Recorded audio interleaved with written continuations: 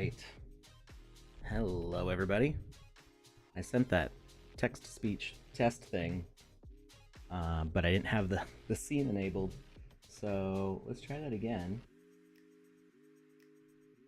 See if this works. Test. Oh, somebody else sent a test.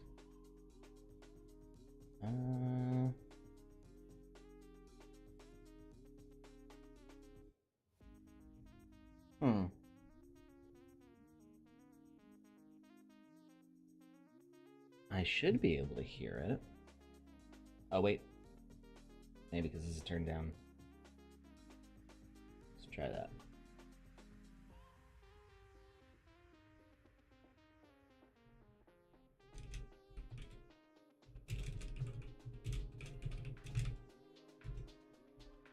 One more time.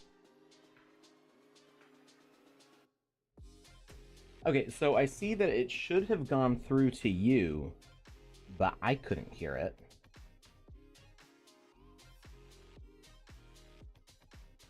Which I think is the same issue Panda was having. Let's see.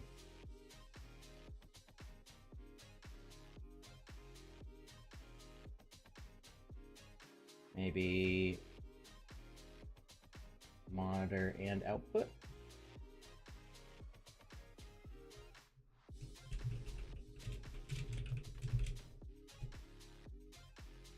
Hello, Alex. Hey, I can hear it now. Sweet. So now, if y'all want to get my attention, you can just do it. Hey, Festual.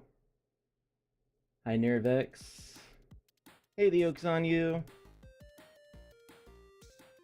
We are Test gonna be 2. building for a while. I'm gonna turn up that, actually, I don't know which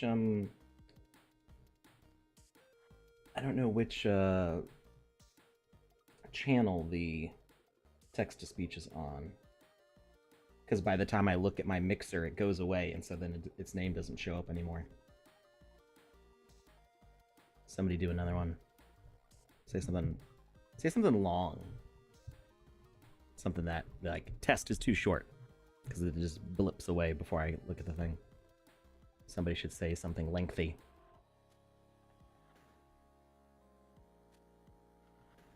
The collected works of Shakespeare or something. Hey, Panda. Hi, Wapax. Something long. I am speaking MW ha ha ha. Okay. That worked. It does come through my system thing. So, Panda, if you want to know what I did in OBS, since you're watching. Woo! That's always fun. Panda, if you get your text-to-speech, whatever your thing is there, I made sure it should show up in the audio mixer here. To be or not to be, that is the questions, whether 'tis nobler in the mind. Nice. So what actually, I don't know if I can show this.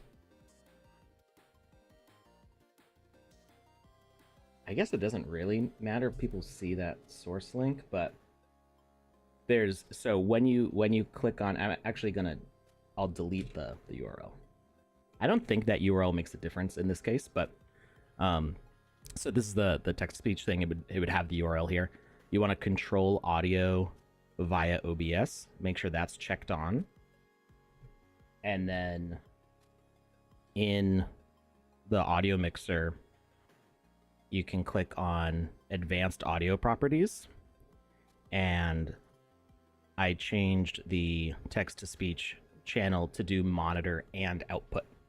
Because by default, it's monitor off, which means that it goes into the audio mix for the audience, and then I just don't hear it. So this way, it does monitor and output, and I can hear it at the same time everybody else can hear it. So you can, like, interrupt me, and I'll stop talking. All right. So we got our tunes going. We got our text to speech hooked up. We got.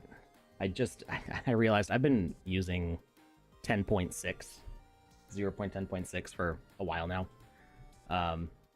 We're on 0.10.9 now. So I just installed this, and I need to fix my settings to be borderless window. There we go. That way it doesn't freak out as I switch back and forth between windows. Yep, advanced audio. All right. So this is just like an excuse for me to build and dedicated time to build, and you get to be here for it. So if you have questions about the game maker, go ahead and ask them. If you want me to like get really deep into like a tutorialized thing, there is a channel points thing called Senpai Alex for 1500 sandcastles. We need to change that logo to an actual little like pixel art sandcastle or something.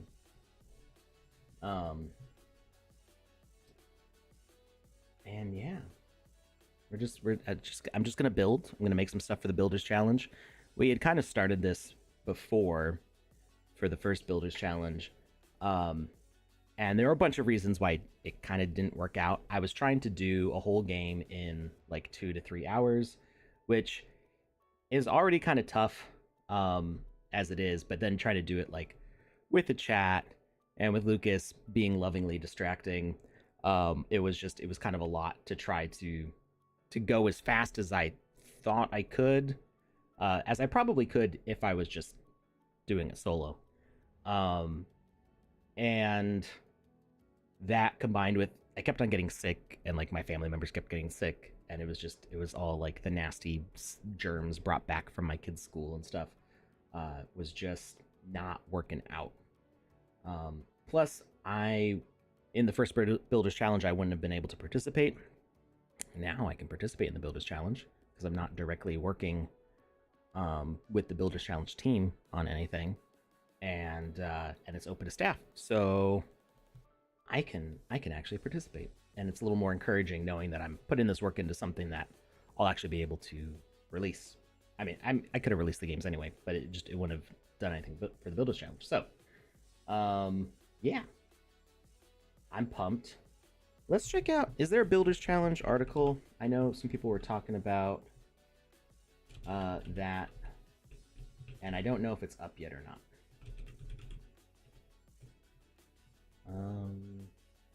There's the AMA, Builders Challenge Champions Spotlight 2. I don't think the article's up yet. Let's check the Sandbox website and see if there's anything listed for the event.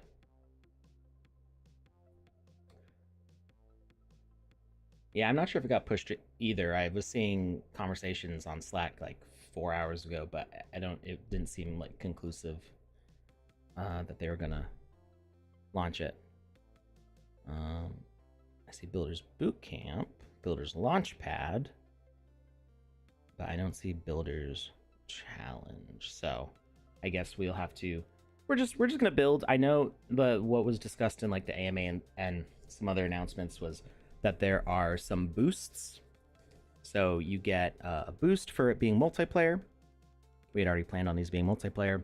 You get a boost for using some of the IP assets. So if you have like Snoop Dogg, or I'm gonna say some of them. I don't know if they're all included, but like Snoop Dogg, Care Bears, Smurfs, DJ Blondish, Rabbids, all those different IPs that we have. I think all of them are included in this, but there may be some exceptions. So keep an eye out for the article to see like which assets actually count for this.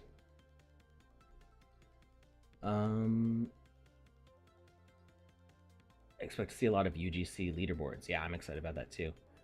You know, I think the leaderboard feature is still staff only, but you can definitely do, you know, your own leaderboards to have people like post their scores and stuff. Um, Take advantage of community interactions, and that helps boost your engagement. So you get a boost for multiplayer, you get a boost for IP usage, and there is another boost, and I don't remember what it is off the top of my head. Yeah, you mean the sand prices from UGC. Can't wait for the official leaderboard on TSB though. Yeah, definitely. It's an exciting thought to have like all those features working. I mean, we're really close with a lot of them, and the updates have been coming out quite regularly. You know what? I might have. I'm just checking out a document I was looking at earlier. Here it is. I can't really show this on screen because it's not live yet, but this is stuff that I know that was discussed publicly, like in the AMA.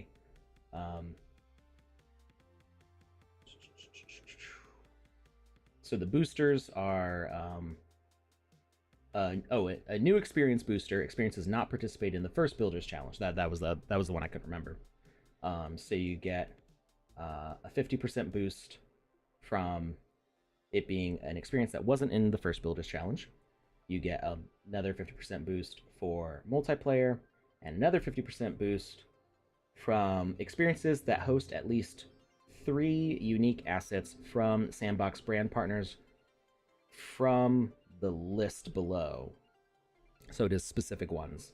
And those are Snoop Dogg, Steve Aoki, Paris Hilton, Care Bears, Playboy, Ubisoft, Warner Music Group, Deadmau5, The Walking Dead, People of Crypto, Invisible. I think they mean Invincible. Let me double check that. This is a working document, so there might be typos.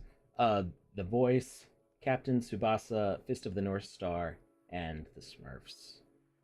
They did mean Invincible. I'm gonna note that and comment should be Invincible.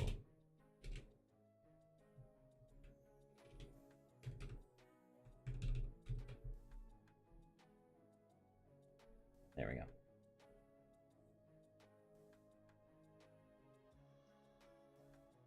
I believe the unique assets is a maybe thing.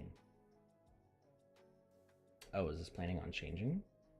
Well, put them in anyway, whether you get the boost or not. I mean, I thought I heard somebody talking about that on the AMA. Maybe I just I may be confusing things. All right. So up to 130% boost. It's up to 150% boost, I think. Oh, okay. That is subject to change. Okay, so it's a maybe. It was discussed publicly, but it's not set in stone. So I mean, I think all 3 of those things are pretty easy to achieve. I mean, a lot of people already have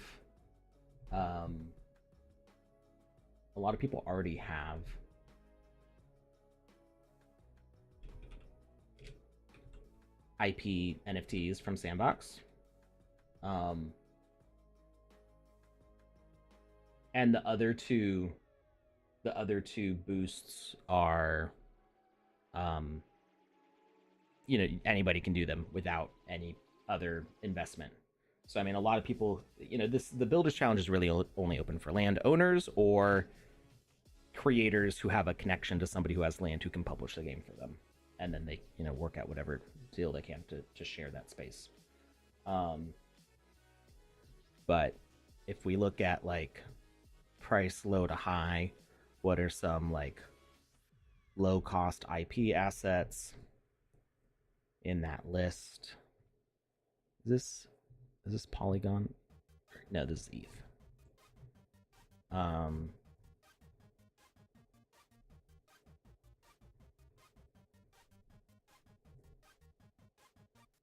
Of course, OpenSea is being slow right now to load all those things in. Trying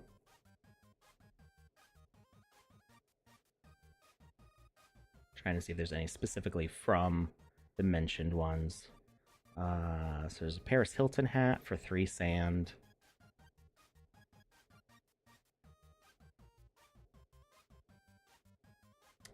Dead Mouse helmet for 4 sand.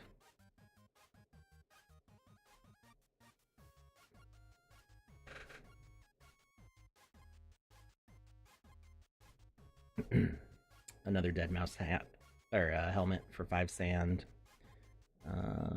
So I mean, there are some pretty cheap options out there.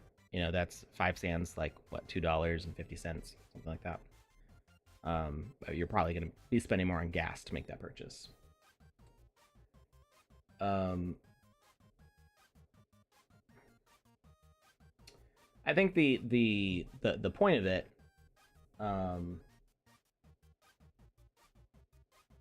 see, Pickaxe Master says it disencourages developing long-term projects, and honestly, not very fair. I mean, I think I don't think it's not fair. I think what it does is it rewards people who have been getting these assets. I mean, I've got a lot of them, and I need an excuse to use them.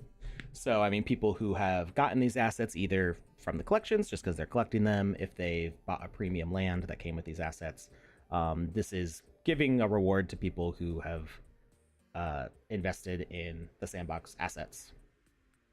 So, obviously, I'm on the side where I've heavily invested in Sandbox assets. I've basically, anytime I got sand, I was buying Sandbox assets. So I think I have the largest collection of Sandbox assets outside of the Sandbox and Seb, something like that. We looked at the numbers before, and it's a little silly how many I have, but it's so, you know, I'm gonna come from the side of like, yeah, I have all these things, I want to use them, and it's nice to have a reward for using them. Needing only 3 of them is not a lot, and we just saw that you could get 3 of them that would be from that list for a total of like 12 sand or something like that. Just adding in my head real quick. So not that hard to get that 50% boost. And for a lot of creators on the platform who have land, they will likely already have at least one of these things. A lot of them are ones that you could have gotten from as a reward. You know, we've got the Steve Aoki assets. There's a whole bunch of those. Let's see. We go to Sandbox. I was looking at the ETH one. So if we go to Sandbox assets on Polygon,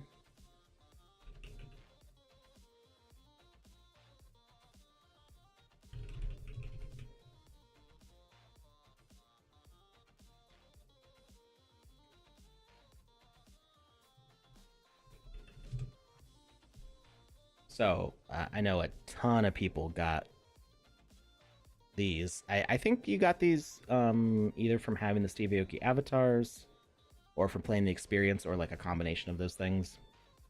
But I mean, so many players have assets like these, so it gives some utility to having these, and I think that's a benefit for the people who have collected them. It's just unbalanced on percentage. You know, you get an 150% boost. I mean, that's probably why it's still subject to change. They may still be working the numbers. But if you look at you know, people who were in Builders Challenge 1, you know, you've got an experience like say like Monochrome Monolith by Tempest Studio. I don't remember off the top of my head if they had IP assets in there or not. But they definitely had a ton of engagement. They ended up high up on that leaderboard. So somebody coming in with a new project that wasn't in Builders Challenge 1, they get a boost for bringing new content to the platform, and then also are rewarded for having invested in these assets and holding on to them. So I think most people who would end up in a position where their game is good enough that it could be reaching for those high scores in the Builders Challenge, it's easy enough for them to get that 150% booster that I think most people should be getting that booster if they're being smart about their decisions. Somebody might want to create a single player game, and then they'll have the disadvantage where they're not getting that. But I think, while personally I prefer single player games for the most part, as far as just like a storytelling and like immersing myself in a place and being able to explore at my own pace and not worrying about a game session and competing with other players.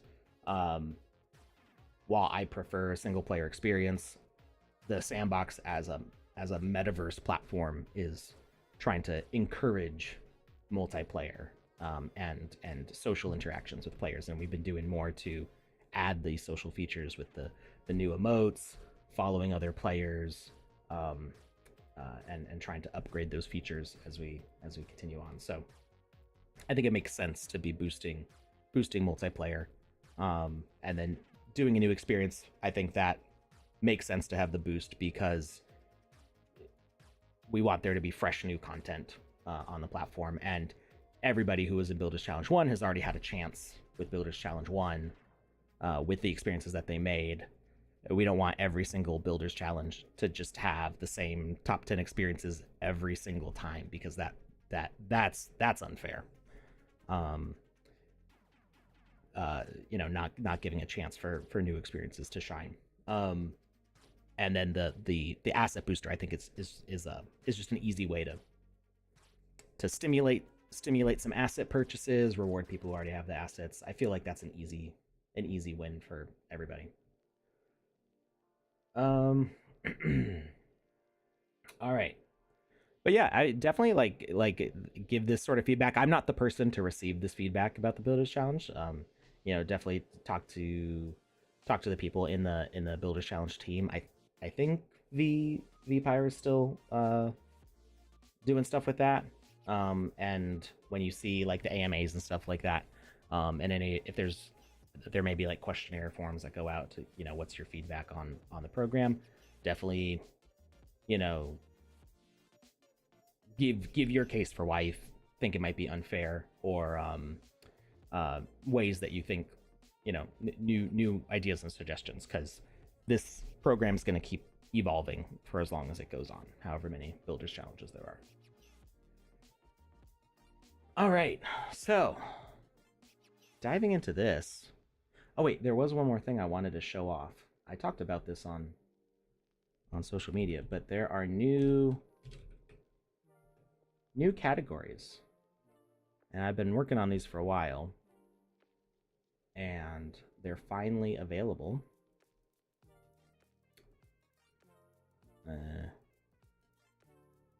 If I can get to my inventory. Well, we'll let that load off to the side. They won't show up in the Game Maker yet. Yeah, there's no filtering for that in the Game Maker, but at some point they should. Oh wait. No, they are there. Ha ha ha. Yes, I didn't know that this was going to be live. There does seem to be some big gaps in here. This feels like a formatting issue.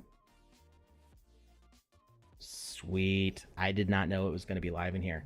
So I'm in characters, creatures. Oh, what the? I don't know why creatures is an empty category. I'll need to check in on that. I'm not sure what the deal is with that. So we got people, fantasy, wizards and witches. Look at that. Look at all these beautiful wizards and witches. We got all the whole Wizzy families here. All 8 of them. No other fantasy. So yeah, we can start sorting through your inventory.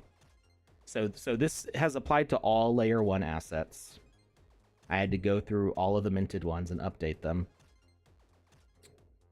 I didn't have to. I wanted to, because I enjoy organizing things as like a hobby. But now you can find all your stuff this way, and I'm so happy that it's actually in the Game Maker. I did not realize that that was going to be automatically live. That's freaking sweet. So happy. And yeah, I put in a whole bunch. I tried to. I added like 160 new categories because I was not satisfied with the categories that we had. Some were like way too specific, because I think we had a category for like sparrows. Or I might be misremembering which kind of bird it was, but we had like a category for like birds, and under birds was like sparrows and penguins, and then other birds, and I'm like, naming like 4 species of birds is like way too specific for an asset library and like a game development tool. So I decided to make more specific human ones, because we didn't have any specific human ones. So we've got those all under people. We got a subgroup of fantasy, and we've got artists, athletes, beachgoers, cooks, detectives. Elders is like all the old people, all the old wise ones. Emergency services, military, ninjas, pirates, prehistoric. Performers, like any like musician, or even like celebrities, actors, things like that. Heroes and villains is like for all your superpowered characters. Warriors, fashion models, spies, crafters. So these are all, I forgot I don't remember there being a crafters. Did I make that? I think I would have put them under like workers. And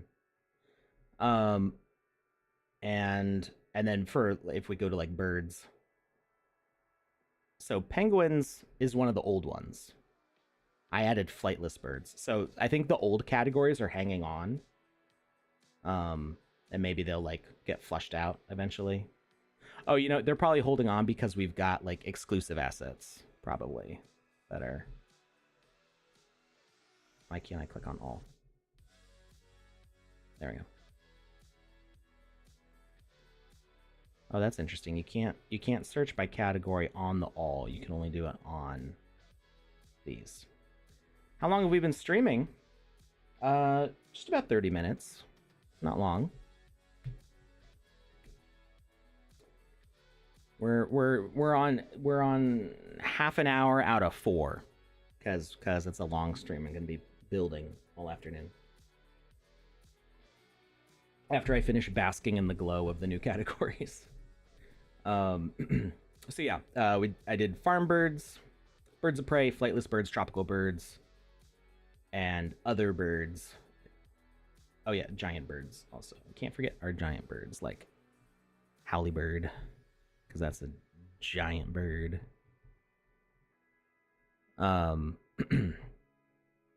So that way you don't have like a specific species. Like, penguins shouldn't be there anymore. That would be under flightless birds. So that way the categories are more generic, so that way you have a more useful set of animals, instead of it being like, hey, we've got 4 different penguin models in the entirety of the sandbox. Here's a whole category just for those. It's a little excessive. Did they get you the Catalyst request form? Okay, Panda has it. Like, I I didn't remember that I was supposed to be getting that. I've got a lot of different things on my mind. I feel like I remember that question, and I feel like I said I'm not sure, like, what the deal is with that, or I said I wasn't even the one streaming. I was just in the chat, and I said that I'm not in charge of Catalyst. That's what I said. Panda says this form is if you have a project or asset as a creator, you can request some Catalyst for your project. That's what that is. Let's take a look at it. So you name your project, what defines you the best, profile to your Sandbox account, your email, your account name, your wallet address, a description of your project, type of assets you want to be making, expected drop date, number of assets, link to assets. And then you make a copy of this document. Number of common catalysts, uncommon, rare, epic, legendary. I see. So yeah, I get this would be the thing to do if you want to make an NFT token, if you want to do like a pass for your game. And you say, "Hey, I want to have 1,000 people play my game with this pass. Please give me 1,000 common catalysts." This would be the way to do it. Thank you, Panda. I should like bookmark this for later. All right. Is the website still being goofy? There we go. Assets. So there's a whole bunch of new categories for props and a whole bunch of new categories for characters, and that they're separate. So if we look at those, we got aliens, animals, creatures. Yeah, I don't remember creatures, other creatures. I don't remember that being a thing. Groups. So like cyclists as groups is kind of like if you've got like a motorcycle rider or a bicyclist, because they're both like a vehicle and a character. So we might have like vehicles that are just like the motorcycle, and then we might have some that have a rider on them. So you got cyclists, dragon riders, horse riders, mech pilots, other groups, and dancers. I know there's like a ring of Smurfs in the exclusive list of assets, where they're all like dancing in a circle. That was used for some experiences, so that would be that. Humanoids. Oh, you know, creatures. I think creatures is one of the old categories, because humanoids is one of the old categories. The reason this is still here is probably because we're still transitioning from the old ones to the new ones. So like all the humanoid stuff would now be under people. And we've got these. Either that or I messed up my document and I need to ask them to fix my mistake. That's also a possibility. Robots. You might have a humanoid robot. You could do that as like a people sci-fi. But I would probably just put them all under robots. And then we've got our props categories. So animated scenes, I would typically use that if you have like a space. Like a lot of times people, especially for like VoxEdit contests, I see a lot of what I would call animated scenes in VoxEdit contests. People will have like characters running around in like a little grassy area with a tree, and there's leaves falling off the tree and things exploding and whatever's going on, but it's all like in a container kind of. That would be an animated scene. Because you can't, as a player, you can't really interact with what's going on inside of that space because of the collision boxes. So you are just kind of an outside observer of this animated scene. We got a bunch of different kinds of art. Kinetic art being like moving sculptures. the difference between monuments and sculptures might be kind of vague, but for me, a monument is like when you put something like on a pedestal, and it's like this is like a centerpiece. So a sculpture might be like on a wall or like against a wall or just something sculptural in a space, but a monument is like on a pedestal. Here is this thing. Is very like prominent centerpiece kind of sculpture. Electronics. I know that there was more. Oh, see, items, electronics. So you'd want to use the new electronics under items and select some of these specific things. Games. That's a weird one on its. Oh, games is.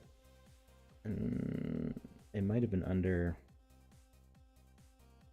Yeah, so games is like arcade games, board games, if you have like a bowling alley lane, things like that. Gameplay, added a bunch of stuff here, so checkpoints, anything like a Dark Souls fire pit, a statue with a lantern that lights up when you pass by it, anything like that.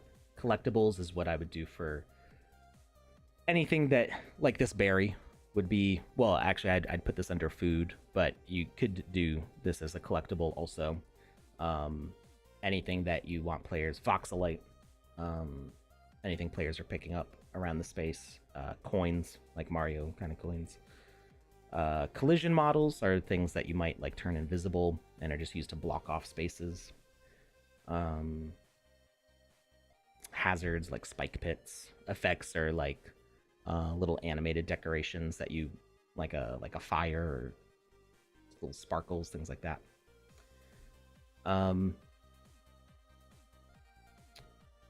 We have like a lot of logos that I would put under signs because functionally, like you might use them differently.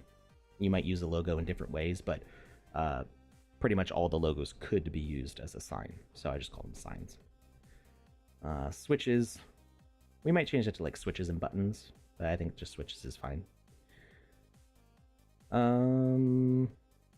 Yeah. And then structures is all of like your architectural stuff. Arches, bridges, complete buildings, decorations that might go on a wall, doors, floors, all this stuff. Vegetation, vehicles. Yeah.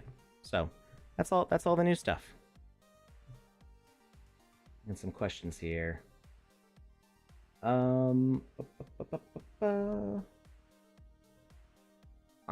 the IT guy, says, question, can you make a void to delete blocks after a quest is completed? It works in single player, but can't get it working in a multiplayer experience.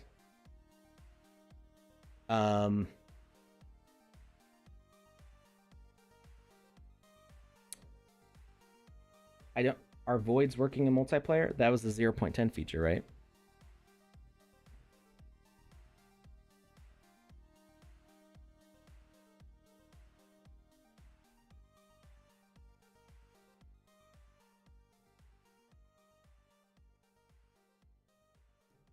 So I think we switch this over to a void. Multiplayer void. Oh, you know why it's not working is because the quests are single player. So it would need to be a collective quest. So when you make a quest, it needs to either start for all players with a multiplayer message, and then all the quest logic is multiplayer in chain. But if you're starting it with a single player message, then I haven't tested this in 0.10, but the way it worked before in like 0.8 and 0.9 is if you started a quest with a single player message, everything that resulted from that quest would need to be single player logic. But if you started that chain with a multiplayer message, then it would start for all players, and what the output of that quest could be with a multiplayer message. So if you want a void to be a result of a quest, I would either like disconnect it from the quest in some way, like just have it be part of the process of the quest, but not have the messages tied into the quest logic, or have multiple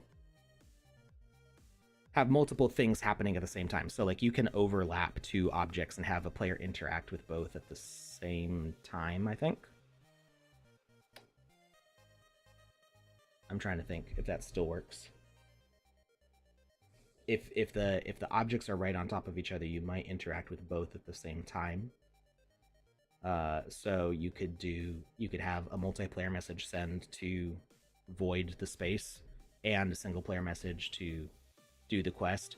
But really, if you're doing it for multiplayer, I would use something like a crowd event, because then all the players can participate in it together. But this is kind of the same issue that we have with, or that's not issue, but the same limitation that we have with what's the word I'm looking for? With token censoring, token, not what's the word? It's not NFT gating. NFT censoring, yeah, not censoring, but sensing NFTs. We did a whole video or a whole stream where we were checking out the different ways you could use the NFT sensor to have a VIP area, and you could either have a player who has the NFT be teleported to an area, or open a door. But if they open the door opens for everyone because it's a multiplayer door. We don't have a way to make doors open for only one player. So if you're using a void to open a space in a multiplayer game, it's going to open for all players. So connecting it to a single player quest where only one player is supposed to be doing the action, that kind of defeats the purpose, because they're going to open that space for everybody when you do that. So what would make more sense, I don't know the situation of your game, but I would either have a crowd event where collectively the players work together to, say, blow open a wall or dig a hole in the floor using a crowd event and a void, or I would have it be single player quests where kind of like MMO style players are playing through their own quest in a multiplayer space. Don't actually use a void to open up a hole. Use some sort of animation to like blow open an animated decoration where only that player sees it. So if you're like, say you're uncovering buried treasure, instead of using a void to dig that hole, just have an animated asset that kind of looks the same as that. And have them interact with a way of like, oh, I got the treasure, but you don't actually have to like climb in the hole.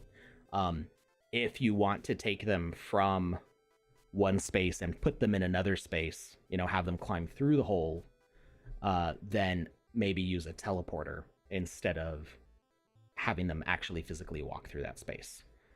So you could have an explosion blow a crack in the wall, and that's all animated, and you can see like a dark sliver of like you could have some text then going like, oh, I can see inside the cave, and then when they interact with it, it just takes them to the other side of that wall as a teleport, but doing like a fade in fade out, and that will let you have them travel that space in a way that works with their single player logic, and not having to make an actual void that all the players can take advantage of and end up skipping their quest.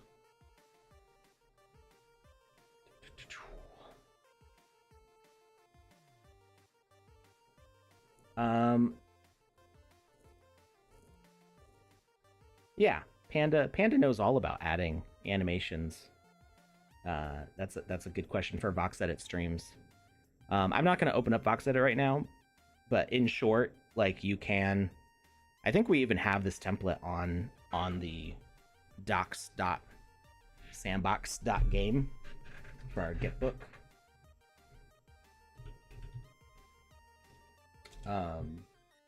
So docs.sandbox.game is our whole platform for everything Sandbox related, and there at least used to be a tutorial on here for VoxEdit that explained how to unlock an asset. So if you unlock a character, you can then create your own animations, and you can just use the unlocked character in the Game Maker. You're not going to be able to use it. You're not going to be able to upload it as an avatar.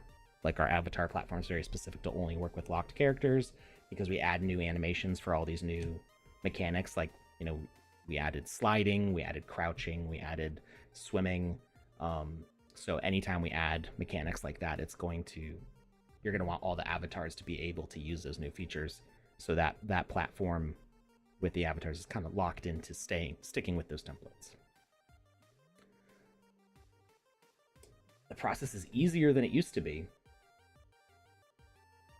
The last time, my recollection of the process, there was the hard way that involved editing a file in a code editor like Notepad++. I figured that out. I was the starter of the everybody else's nightmare. There's some people who really don't want us unlocking stuff because it can mess up a lot of things if you're trying to make certain systems based on there being locked templates. It allowing the UGC to be too free can cause other problems. But the easy way of doing the process is importing, just creating a new file and importing your other project with the character into that rig, and then just everything is in that new file with no lock on it. Is that what the new process is? All right. So an hour of talking later, we're ready to start building. This is why I want to do the long stream, because we always end up like talking. By we, I mean me. I always end up talking so much that in a 2 or 3 hour stream, I would get about 30 minutes of work done, and then it just takes forever. But now we've got all the talking out of the way, and I can just build stuff, and you guys can interrupt me with the text to speech if you want, in case I'm not looking at the chat.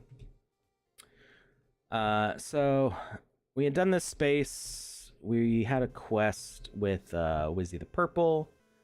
I wanted to add on more gallery spaces. This was a bit much, this thing. I don't know that I like that. So we had a few things in here.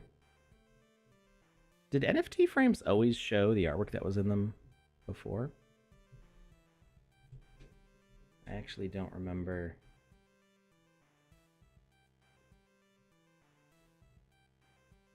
Oh, the game volume's turned down.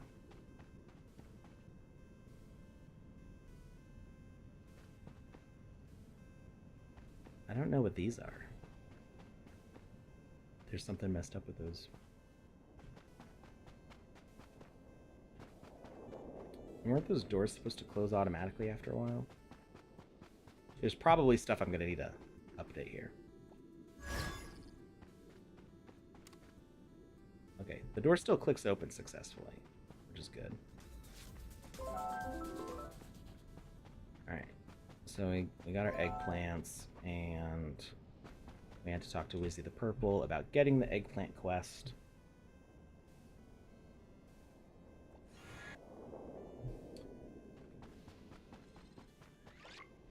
Now we can deal damage in multiplayer to objects using player versus everything. So we could actually clear out the spiders if we wanted. Put some health components on them and get rid of them.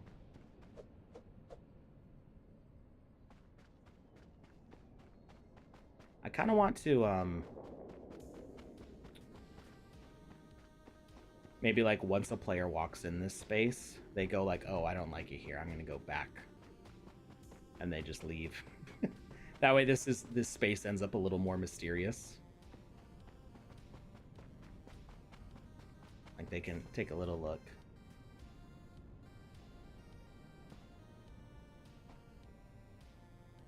That dark is really dark, or the flickering. It almost feels like too black. And then I want to get rid of the swimming portion on this because I was just never really happy with it. I think there's this swimming in the goo. Well, I guess it's not as dark as I remember it being. It's not too bad.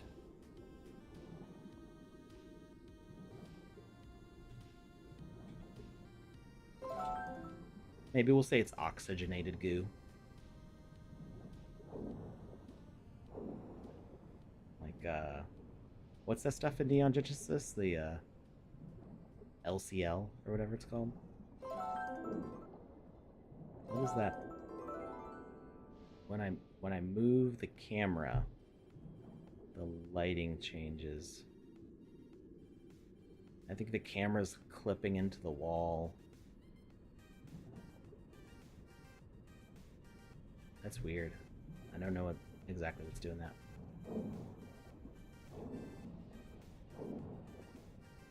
And so kind of what my ultimate goal is with this. So we got 8 Wizzies. Each Wizzy is going to have their own little experience. And this isn't actually tied into like the Wizzyverse lore. I mean, it is in so much as the Wizzies are helpers of the metaverse. So as you explore the metaverse, you should expect to see Wizzies around. You know, being helpers and making things happen. You know, being Gandalfs to the space. But these games aren't connected to anything that I'm doing with the Wizzyverse avatars as a project, or like, you know, these aren't lore games that are explaining the Wizzies. They're just kind of some spaces that the Wizzies happen to be in.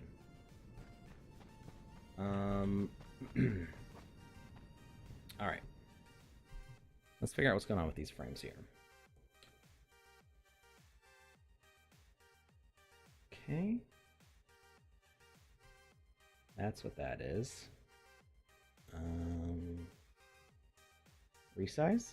Okay, I just have to tell it to resize.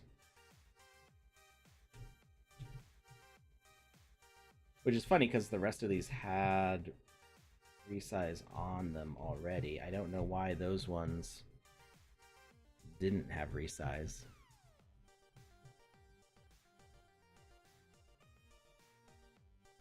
Resize. Did this... What?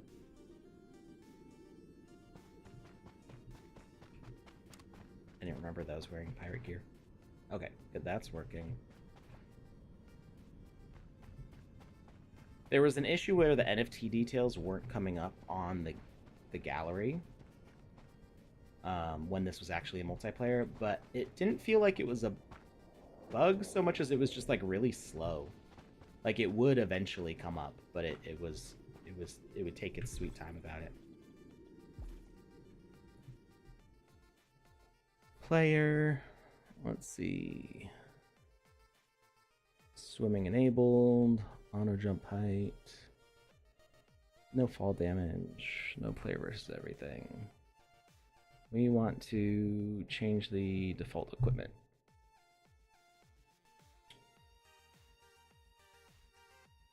Why was I wearing the pirate chest?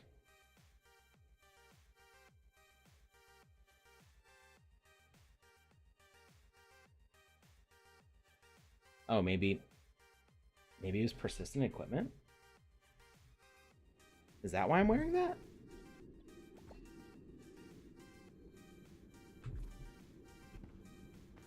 I don't remember wearing just the pirate chest in another experience. No, it took it off. That's weird.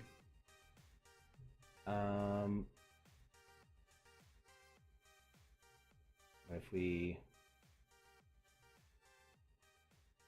turn those off? Okay.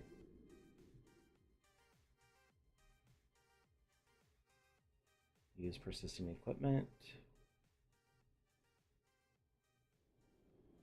And then there's my hat. It just took a while to save. Okay, that's kind of funny.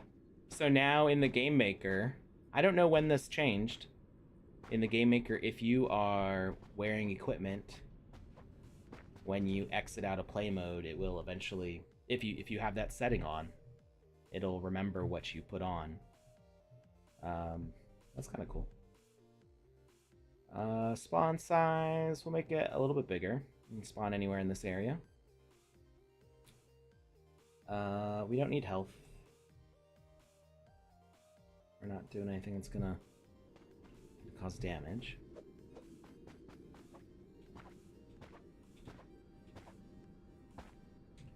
And actually, let's see what has health, because now we can do that. We can go debug. Oh, not actually hierarchy panel should do it.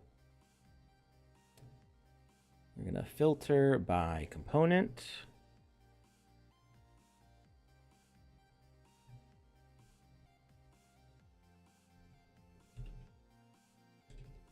And it doesn't seem like anything has health.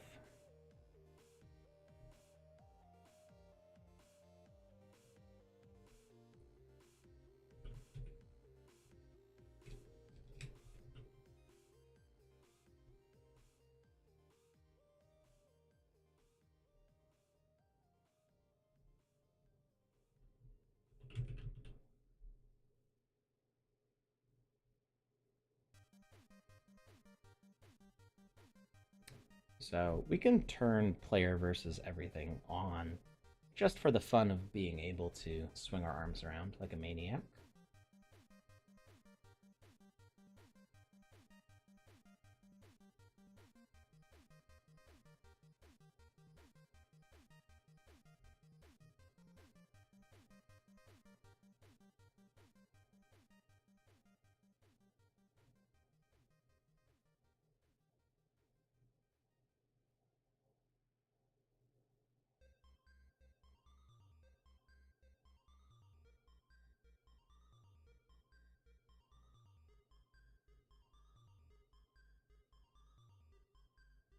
Am I not remembering where this is?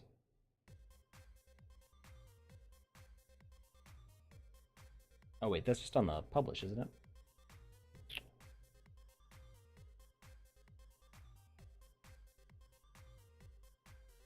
No, that's multiplayer experience.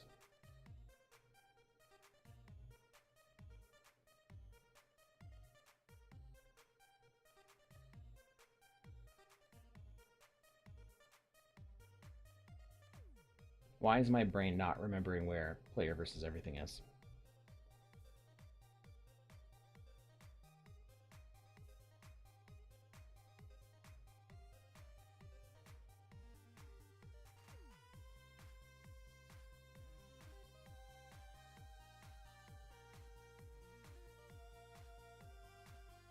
There it is. I was like, I knew I saw it earlier. Okay. So now players can run around. In theory, they could fix up some things. This is where, like, I don't want to get stuck too long just putting in more features that I actually need for any reason. I'm just trying to make something that's passable, get it up there, and then we can go and upgrade it again later. The real goal, though, and this is the part that I won't show on stream, is that I want some bit of each of these experiences to have a clue for something that's going to happen in the middle experience. And there will be some extra special thing in the middle going on. So we'll see what takes us there. What is with this volcano image here?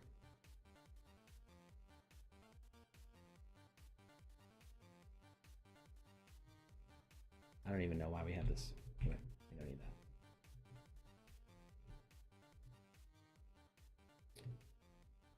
All right, so we've got that gallery going on. We've got that gallery going on. We needed to see what door, or what the what's going on with the doors here, because they're opening way too fast.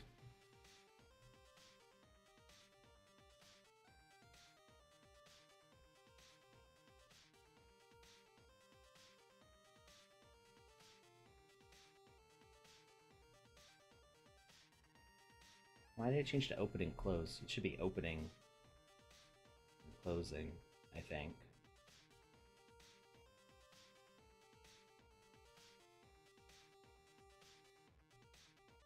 Hey, last year trier. Welcome back. Hey, not Jackie Chan.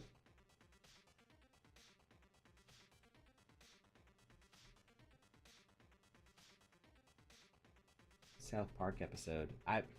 I haven't really watched South Park since college. I used to be my go-to show to binge when I was in school, and I think I'm like 8 seasons behind now.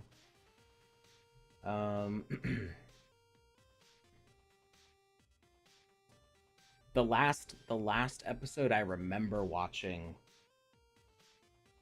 I think had like Cthulhu in it or something.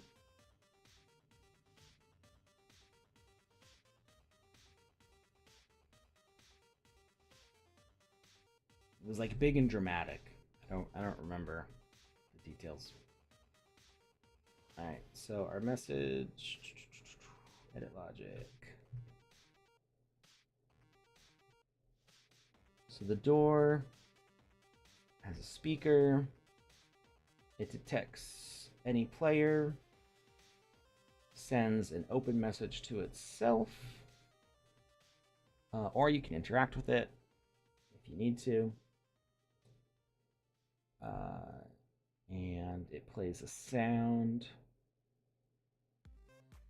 on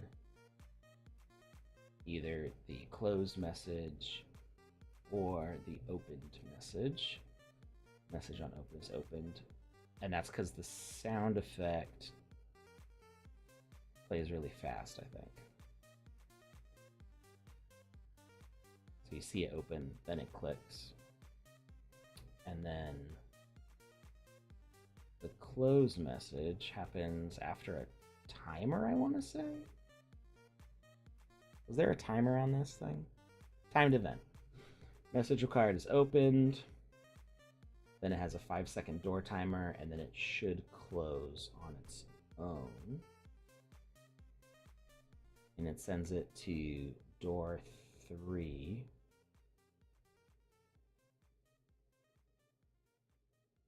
Which this does not have a tag for. It seems like it lost the tag at some point. So is that with a capital? Door 3, no space, capital. So let's see if this door works now. Default level name.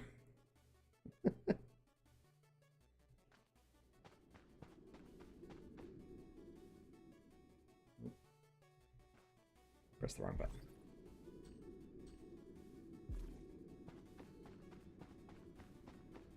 Hey, El Kaziro. El Kaziro.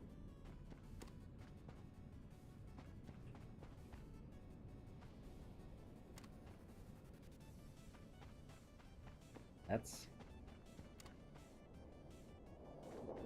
different. What? What?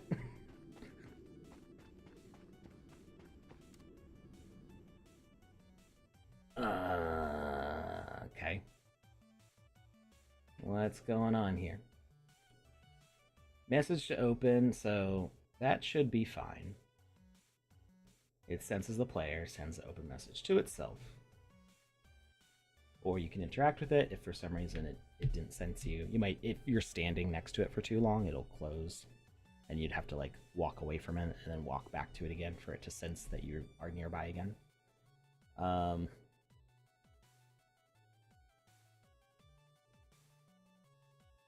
Opening animation. Let's put this door with actually we don't need to place a new one. We can just grab one of these and we're gonna. Oh wait, we've got the default animation is idle, which is fine, I think. Let's do animated decoration and let's see what these animations look like. So we've got idle, we've got close, which is static, closing.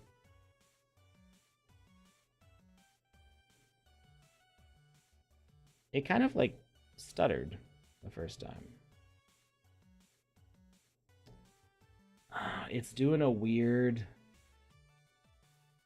lerp. I don't remember what, or slurp.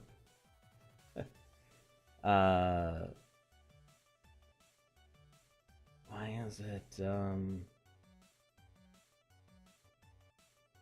why does it go from close and then snap to that? So if we've got it open,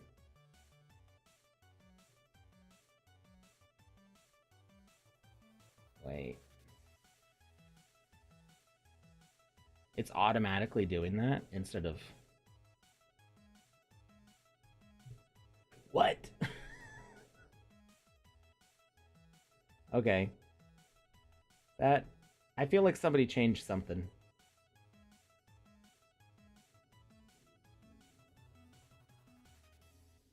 Interesting. Okay. So it's automatically sliding between the door positions in what I think was not like that before. What's the actual name of this message? Large space door.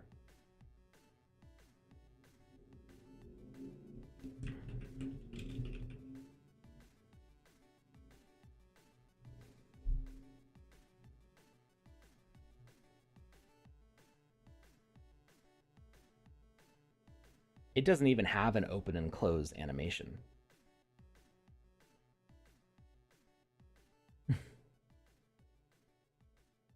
Unless, yeah, no, that's the only one. Where does it get those open and closed states from? That's interesting and confusing. So let's see. Let's pick open and let's pick close. And then instead of using our default animation as idle, default is going to be close. And maybe that will do the thing we needed to do.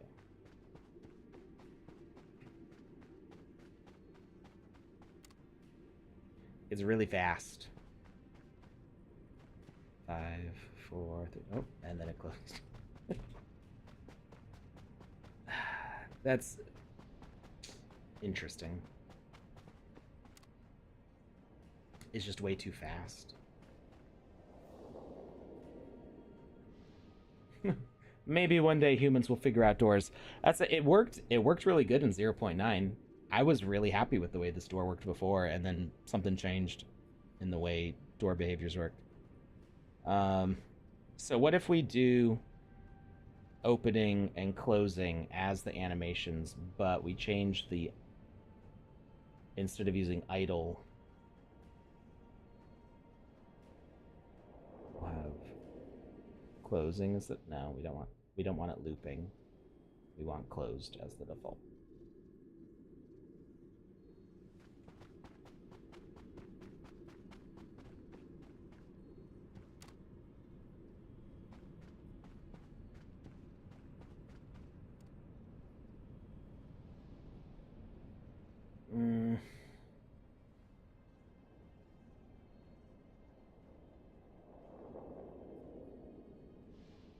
Did I see the senpai redeem? It doesn't give me an alert on Restream. Skyhand redeemed Senpai Alex. Cool. I wish Restream would actually tell me that. I wonder if there's a way we can get it to, like, I know it says it in the chat on Twitch, but I wonder if there's a way we could get it to redeem, like, visibly on Restream. Thank you, Panda, for pointing that out. Add an audio. Okay, yeah, that'd be fine. Oh, that's right. We want to do the hiya. All right.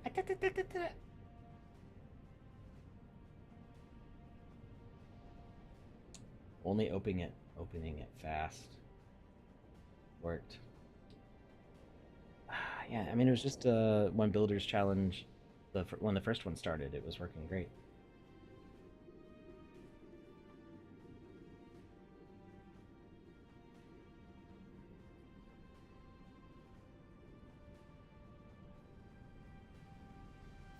Oh, and you're welcome, Ian, the IT guy. I just saw your thank you for answering a question. Anytime, that's what I'm here for. All right. So, I mean, maybe what if I try it with the opening animation? I don't think it'll look good because I think it's gonna loop it.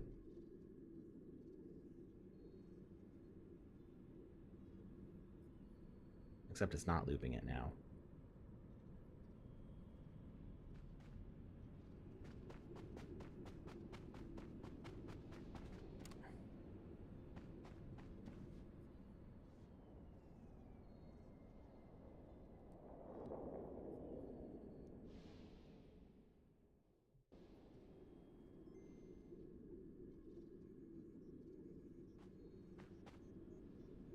It's looping the closing animation.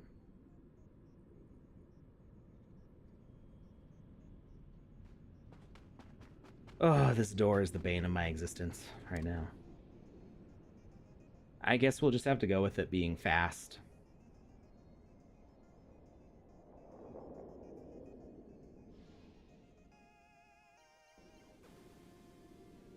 Jesus, you don't need a sip to ask me to change things on the Twitch channel. However, ads should be disabled. Panda checked and all the ads are turned off. So I don't know why ads are playing. You're gonna have to take that up with Twitch.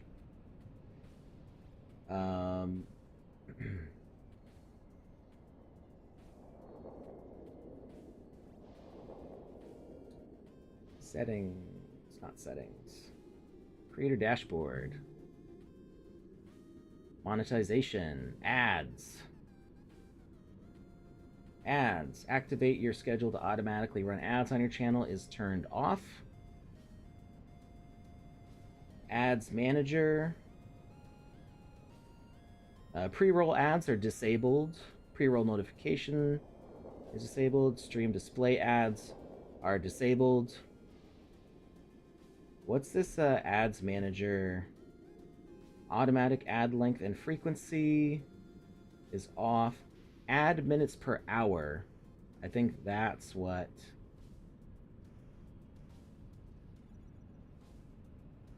Ad length. Start delay. Ad schedule is turned off. Activate the schedule to start running ads on your channel. All the ads features are turned off. Your schedule is saved but currently disabled. Would you like to activate your schedule right now? Save only. I don't...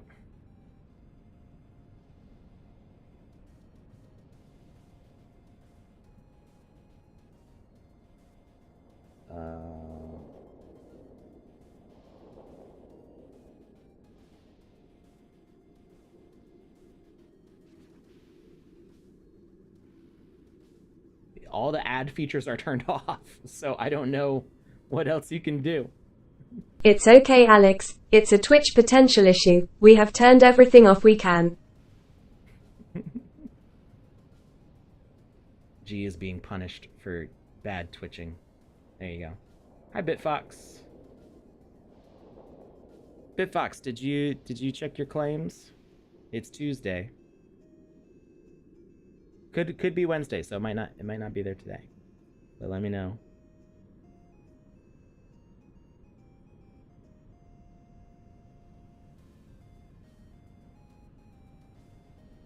It might be. Yeah, the Bitfox got all of their sand. Woo! Yay! A little celebration.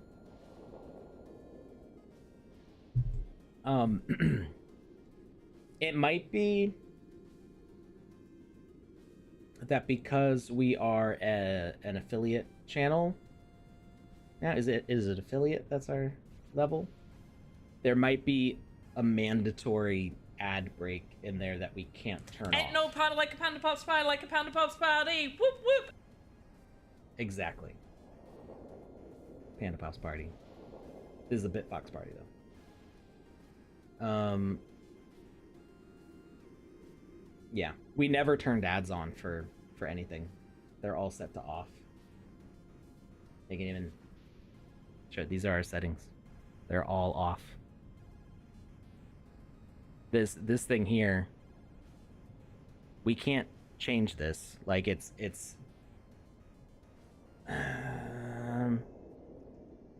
like I'm in the ads manager and everything, like it shows that there could be ads, but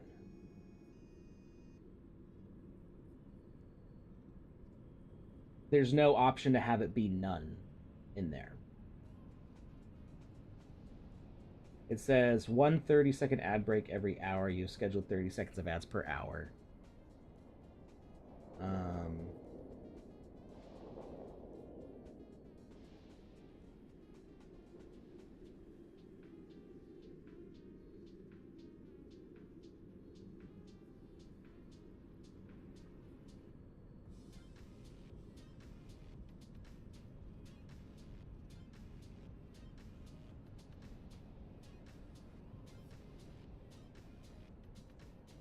Panda, if you have... So, Panda, do you have Twitch Prime? And G, do you not have Twitch Prime? Because it might be that it might be that Panda's not getting an ad just because of Prime, and it might be that G is getting an ad because of not having Prime. Maybe. I don't know. I've never seen... I have Twitch Prime. Well, okay. So I'm always logged into the Sandbox account anyway, so I don't think I would get an ad on our own account. But I've never seen an ad on the Sandbox's account.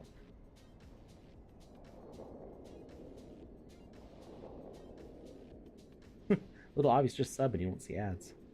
Yeah, but I mean, we don't... The only reason we have... Like, we don't have anything set up for monetization for, like... We don't really monetize this channel. Like, that's not the point of this channel. The reason we have the ability to be monetized is because we want the features for, like, using the channel points and, like, the cool stuff that you can do with this. So we're not trying to, like, as the stream team, we're not trying to make money through this channel. That's never been our goal. Our goal has been to tell you all about the Sandbox. So it would be nice if we could just have no ads, but they may be forcing an ad that we can't do anything about. We'll keep looking into it. But I don't see any options that aren't already turned off. 100,000 channel points for the avatar at 73,000 now. Nice. All right, so what are we figuring out with this door? I lost my train of thought. I think we just have to do the open and close, and it's just going to be super fast, and there's nothing we can do about it right now.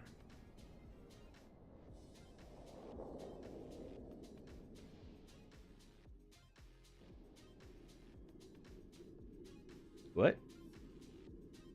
Okay. What? That was interesting.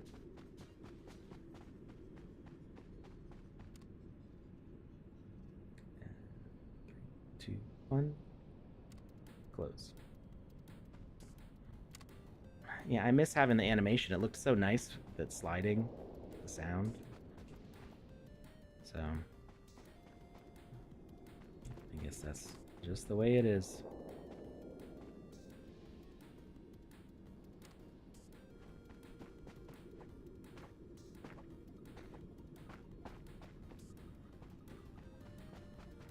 I might change some of the artwork out there because I want it to be like artists that I collected from specifically because like I knew who they were.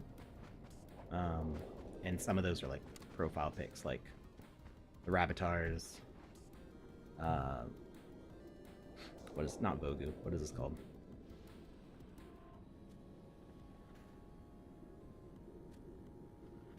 Jadu hoverboards. So those aren't really like friends per se. They're just cool projects. All right, so that door's working, and then we need to fix probably the tag issue with this one. So open and close are the animations. We've got door 1 and tag door 2. Why are these? Was I just being really sloppy with these before?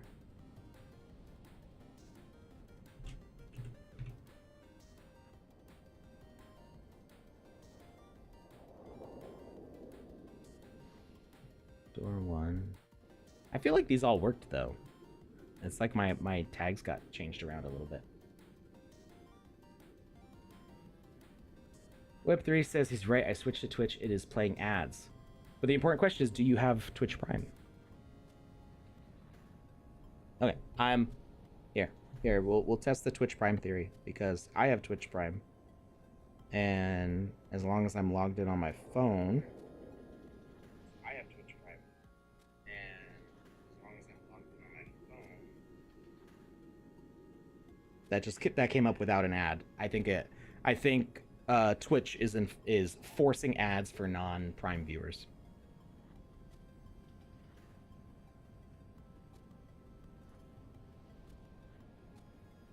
So, yeah,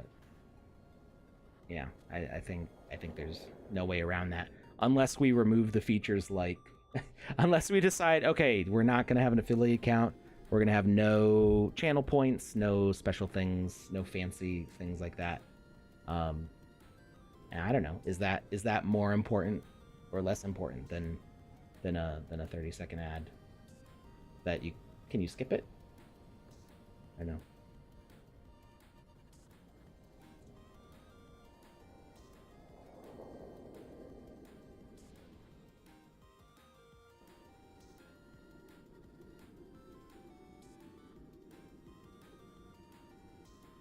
Some of the names. So the funny thing is, I just pulled up this asset on the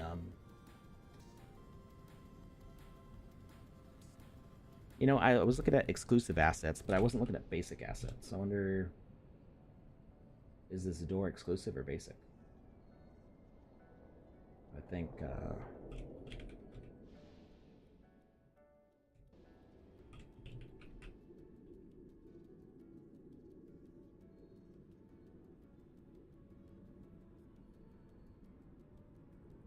large space store. So when I was looking at before, I was looking at the list of exclusive assets, and I forgot that it was probably actually under basic assets. So what? I'm even more confused now. This only has one animation. I'm so bewildered. When we looked at the space store from the exclusive asset list, it only had the closing and opening animations. It didn't have the closed and open animations that are listed in the actual behavior. But then this one only has closing? I am downright befuddled.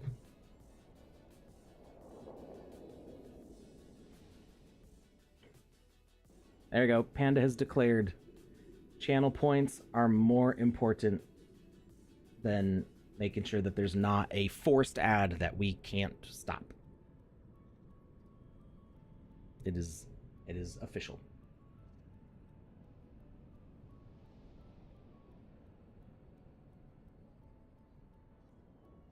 All right. Well, this door is whack. But we're gonna deal with it. Okay, so we got open and close. Our default animation. Oh, you know, we had idle there. Do we have idle there? Yeah, we have idle there. It's got the door 1 tag.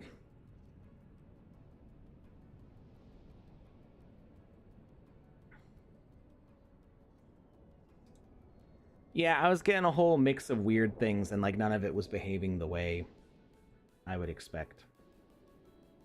Ba, ba, ba, ba.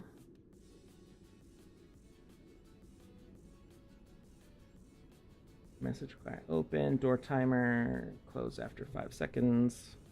Let's make sure that works.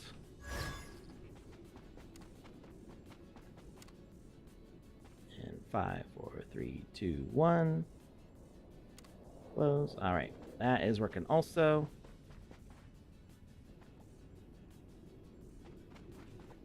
All right, so we're gonna call this like the oxygenated, the liquid oxygen room.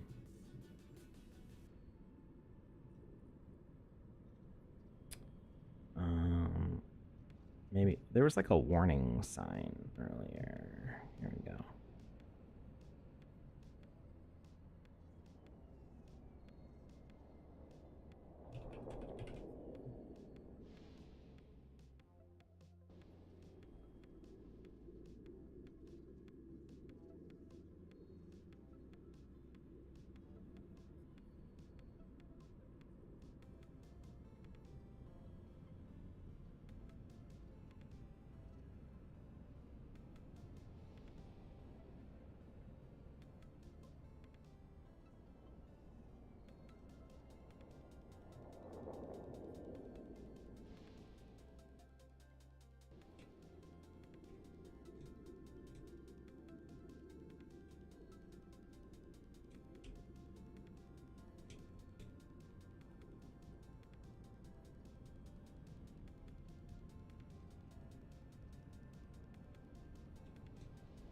Oh, because I'm locked into the...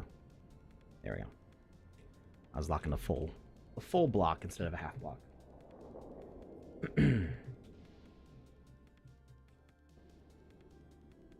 Alright, so we're going to say component, speaker,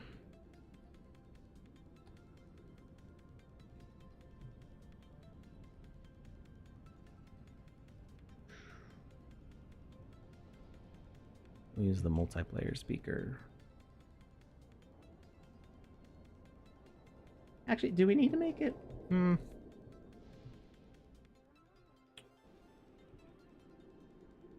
says impact low, max amount 75. Let's use the single player one, because the only reason we're using multiplayer on this one is so that way it opens the door for all players.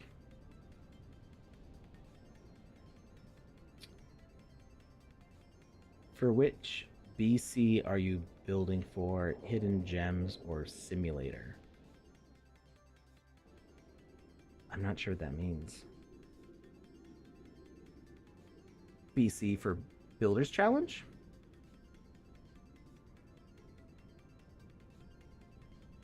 I haven't listened to the full AMA yet, so if there was something about hidden gems or simulator with a Builders Challenge, I'm not aware of that yet. I'm just trying to build some games. Just building some games.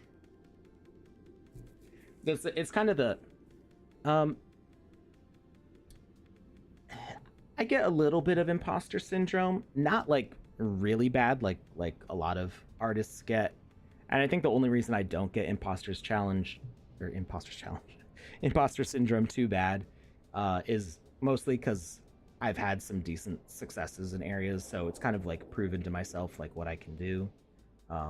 So it's just like encouraging to myself. But the imposter syndrome that I get with sandbox related stuff specifically is that even though I've been in this space longer than almost everybody else, I've never finished a game like making one.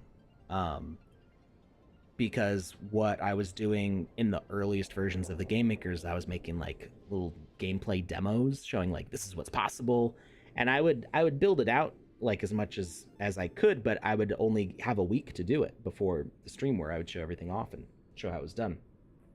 So I've spent 5.5 years building in the sandbox, and I haven't like completed a whole project because the next version's coming out and I'm like updating stuff and like trying to show off those new features, and so I like have like all these ideas that I start and then just never get to see them to completion because then the next thing is coming down the pipeline. And if I wasn't involved on the other side of the development, making assets and doing the categorization, like all the support tickets and all the stuff that I do for the sandbox, I'd have more time to actually finish these projects, which is why I wanted to make these streams. This is official content for the sandbox. This is a dedicated 8 hours a week that I'm going to be able to spend actually finishing these things and kind of proving to myself, I know that I can do it. I know I can make a full experience, but I want to actually have the time to dedicate to that. Builder's Launchpad. So I don't know that much about the Builder's Launchpad just because I've been busy with other things and I haven't had a lot of time to like look into what's going on with the Builder's Launchpad. But yeah, I know that the Builder's Launchpad is up and running. I was talking to somebody yesterday who got their project accepted, so like I know that that's going on, which is cool. Web3 says same here, makes me feel better. Yeah, and it's a lot of it's like each new version comes out and it's like, oh, a new feature, like this is what I need for my thing, and like go back and like change things and update it, and it's just it can be a lot. I just noticed the ambient audio for the game is still playing. I'm hearing like all the whooshy noises.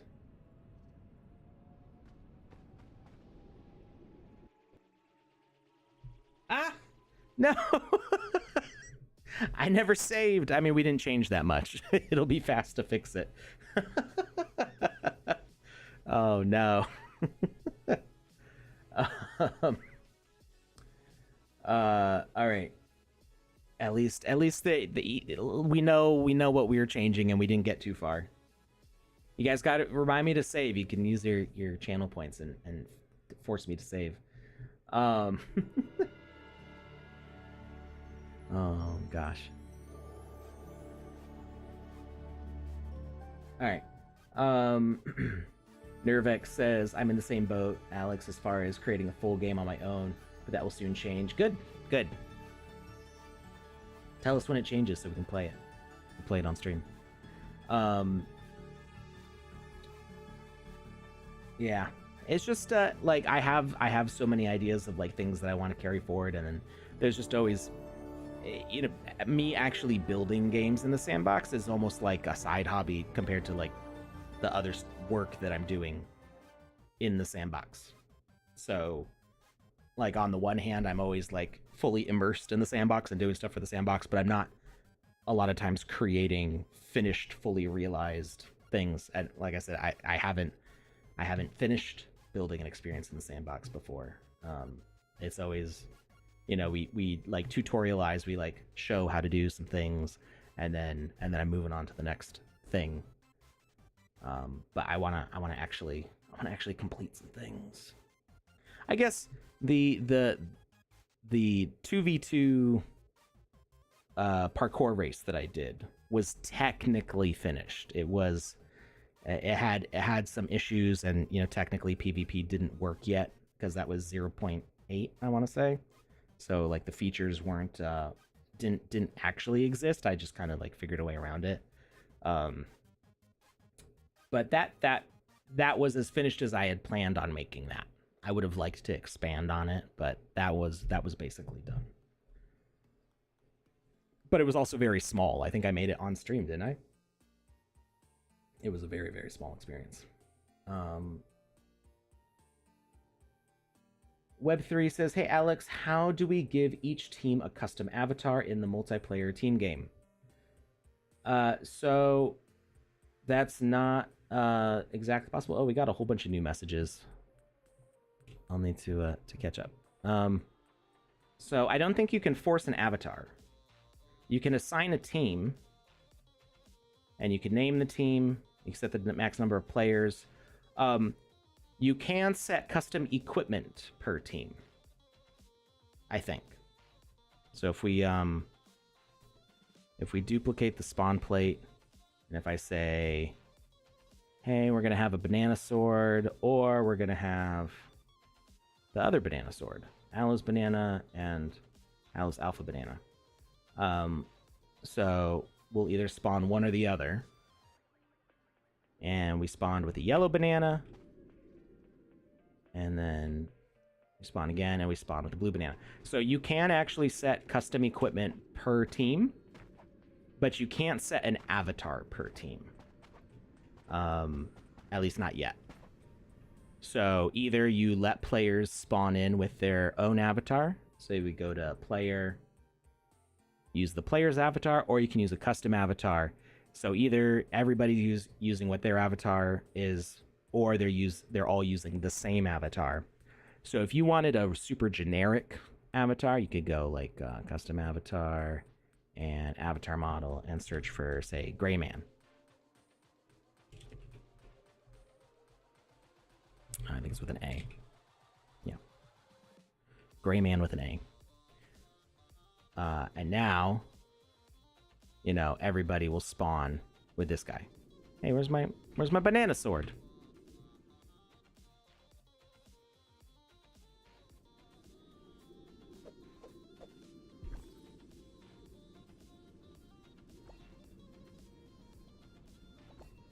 Can he not hold items?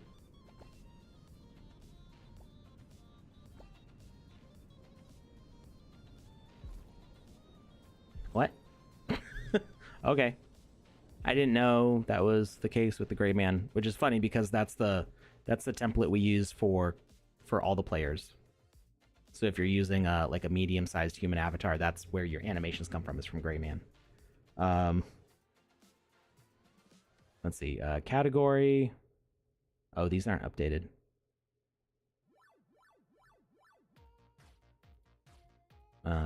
Buzz Sandrider. What? Where? It like sheathed automatically.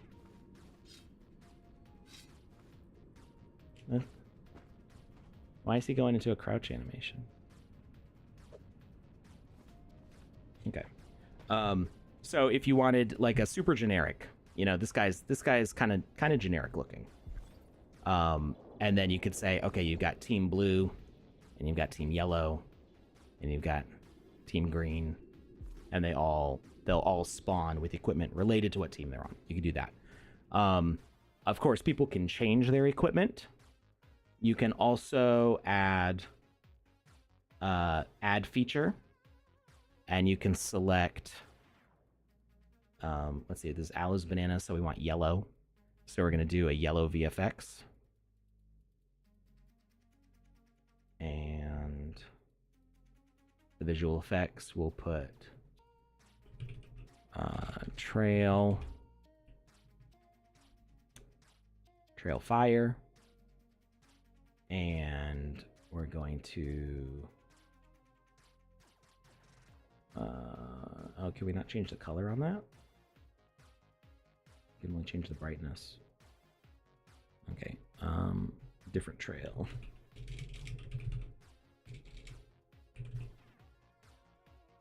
Fire little, and hue, and how are we supposed to know what color that is?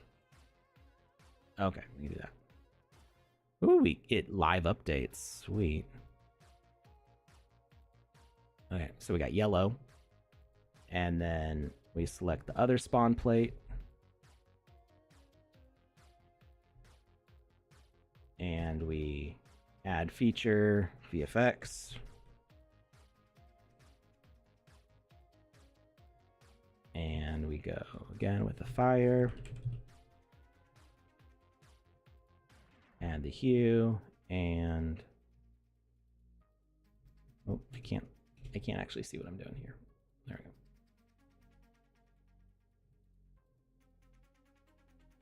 we go. And we change it to blue.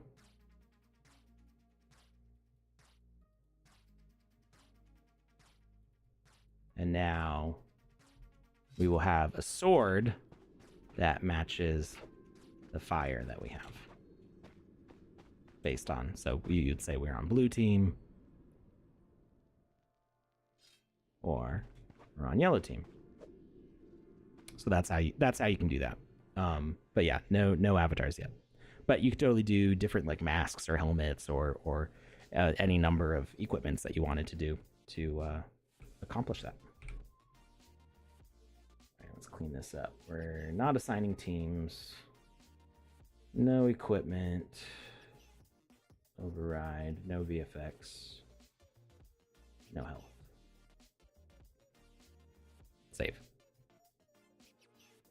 This experience was built on an older version of the Game Maker. Once you save changes, you can only continue. Yeah, that's fine.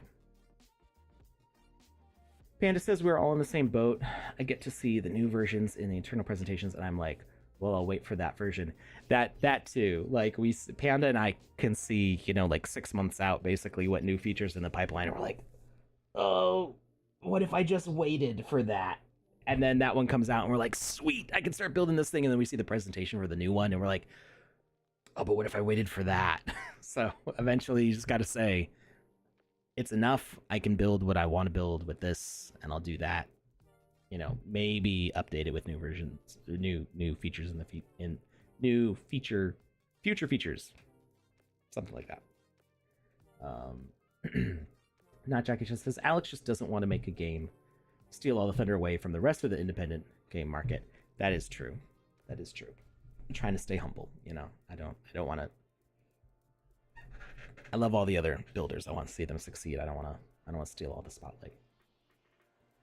Extreme Arcader says, yeah, this happens with me too. We need an autosave in the Game Maker.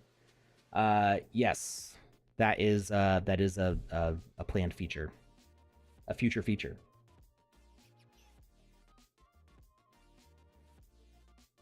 I got a sea rash. Escape room artist with the puns. I'm way behind on the chat now. You can only wear the Green Man outfit. Not Jackie Chan. I don't know if you noticed that is actually what that's in reference to.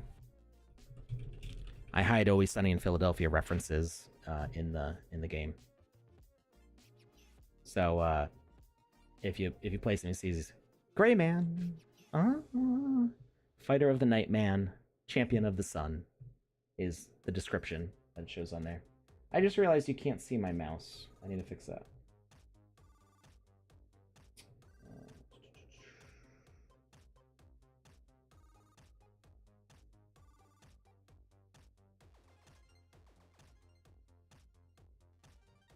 There we go. Now you can see my mouse. So yes. Champion of the Sun. And then you can see like all the updates. The animations. It was last updated May 30th, 2024. We got double jumps, flying, ascending backwards, ascending forwards. There's a lot of fly animations there. I wonder what that means. Jump, fall, jump, hover, jump, rise, mantle, run to idle. This is a basic asset, right? Yeah. So technically all of you could see this. So I'm not leaking anything. This is just what's here. Sprint 2, run 2, walk 2. I don't know what those are for. Yeah, interesting. A little bit of beans there. A little bit of beans for you. My avatar is custom. It won't hold items. Gonna give each team a custom VFX. Yes. Yep. We showed that. I'm guessing you asked that question before I answered it. But I'm catching up here.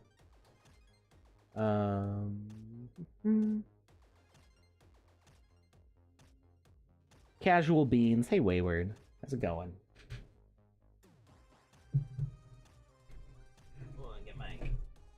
my drink over here. How long are we streaming to? We're streaming till 5, right? So we're on hour 2. We're almost done with hour 2. All right. So we got that back. We need to go back and fix those doors again. Real fast, though, because we actually know how to fix it. Got open, interact, open, close. This needed door 3 as the tag. And I think that was actually the only thing that needed to change there, right? Open, close, opened, none, everyone in range. Generic button. Closed, opened. Oh, that looks good. And then this has the 5-second timer. Close on door 3. And then going upstairs. This was door 1. And for whatever reason, this had door 2 as the tag. We switched to door 1. And this one is door 2. And this one has tag door 2. All right, all that should be working now. We'll hit save again. Andy Ritchie says, curious if you agree with TSB staff being able to enter the Builders Challenge. I do. Specifically because I've been a land investor for almost 5 years now, right? Almost 5? When was the first land sale? It was the end of 2020, right? So all of 2021, 2022, 2023. Okay, so like we'll say 3.5 years. I've been buying land. I mean, I haven't bought a lot of land recently, but I've been holding on to. I've held on to all the land I've ever bought, with I think, except like a couple. I think I sold like 2 or 3 land at the height of the bull market, because I was like it didn't make sense for me to not sell just a couple, because of how much the price had ballooned up, and I was like, this will be a waste if I don't do this now. But I was holding on to at least like 24, 25 land through that entire time and didn't sell it out, and I am still holding it because I want to use it. That's why I didn't sell all of it, because I actually want to use it. The Builders Challenge is the only way that I can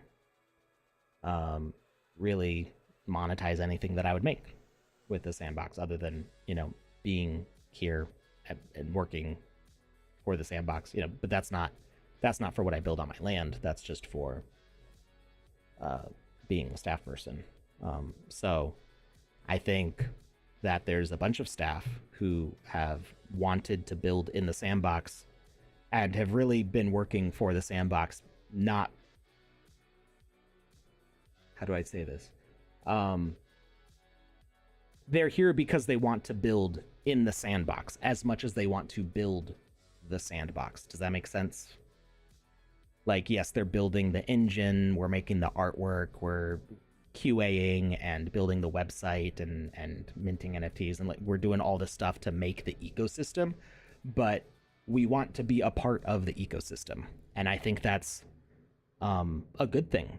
I think the Sandbox, when the employees of the Sandbox can be involved in building content in the Sandbox as UGC creators, that gives them, I know it gives me, the perspective of a UGC creator on the platform. Technically, if I go back and I look at my earliest, or still, I haven't signed a new one, my contract that I signed to be staff with the Sandbox, I'm a contractor, not technically staff, but I function as staff. My contract is to build content on the Sandbox.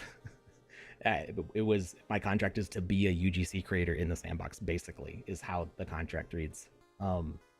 And I don't want to say I've neglected that, because I've been busy doing work for the Sandbox this whole time, but I do feel like the Builders Challenge is the first chance I've had in a while where I can go like, okay, yes, I'm going to be a UGC creator on the platform again in a way that I haven't in a while. Web3 says, hey Alex, you do realize when the sandbox blows up, you're going to be famous. I mean, you already are, but even more so. Yeah, I definitely like this is, in a way I've gotten used to it. It was weird at first. Andy, who's in the chat, and Panda and I were all was it Alpha Season 2? I think it was Alpha Season 2. It might have been 3. There was like a quest to have players follow us on Twitter. And that's why all of us went from like, I think I had like maybe 2,000 or 3,000 followers that I had slowly, organically built up on my own. And then over the course of a week, I got like almost 50,000 followers. And that number has whittled down as all the bots have gotten banned from Twitter. LOL, that doesn't actually happen. I'm down to, I don't know, 30 or something. I don't even check anymore. But I had to like lock my DMs because I was just constantly getting messaged about people like buy my NFT, and I'm like, I do collect artwork from people and stuff, but I don't have like infinitely deep pockets to do that, and I like finding people's stuff organically, whether it's like whether I see their artwork and I go, oh, I like that. When people just direct message me trying to sell me something, it's off-putting. But I do like collecting from artists. But yeah, I had to turn off the Twitter messages just because the shilling was nonstop, and of course there's going to be like scammers and phishing attempts through that too, and so it's just safer to have it off. But yeah, and now it is weird. The coolest thing about it, like more than any like fame or recognition, which is like whatever, I kind of would enjoy being more private. I think being like less like in the spotlight, but not that I don't enjoy this all. It's just a calmer, more peaceful feeling when you can just kind of be away from everything. The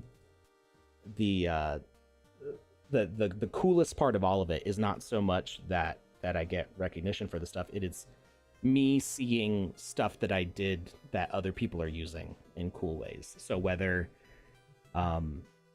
it's people using like Wizzy in their experiences, or like mentioning me and Joe and Panda and others in their experiences, that's just the coolest feeling when somebody does stuff like that. I've played games where people put in an Easter egg specifically for me. I think they the Florez cake by Touche Studios, they did an Easter egg for me in there.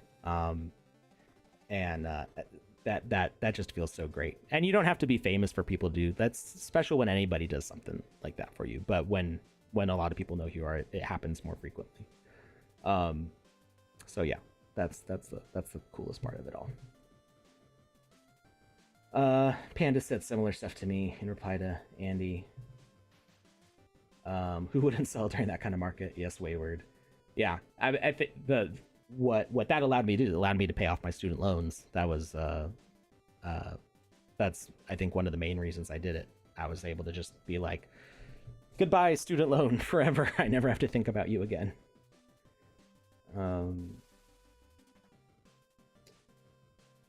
You know, what would have been smart is to sell it all off then, and then be able to buy back a ton of land now. I'd have even more land.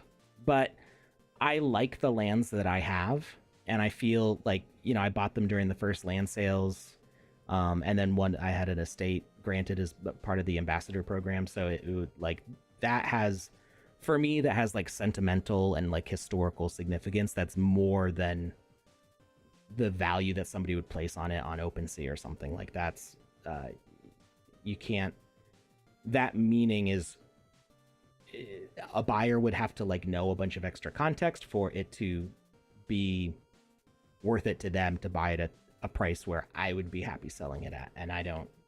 It's more valuable to me in just having it than in trying to sell it.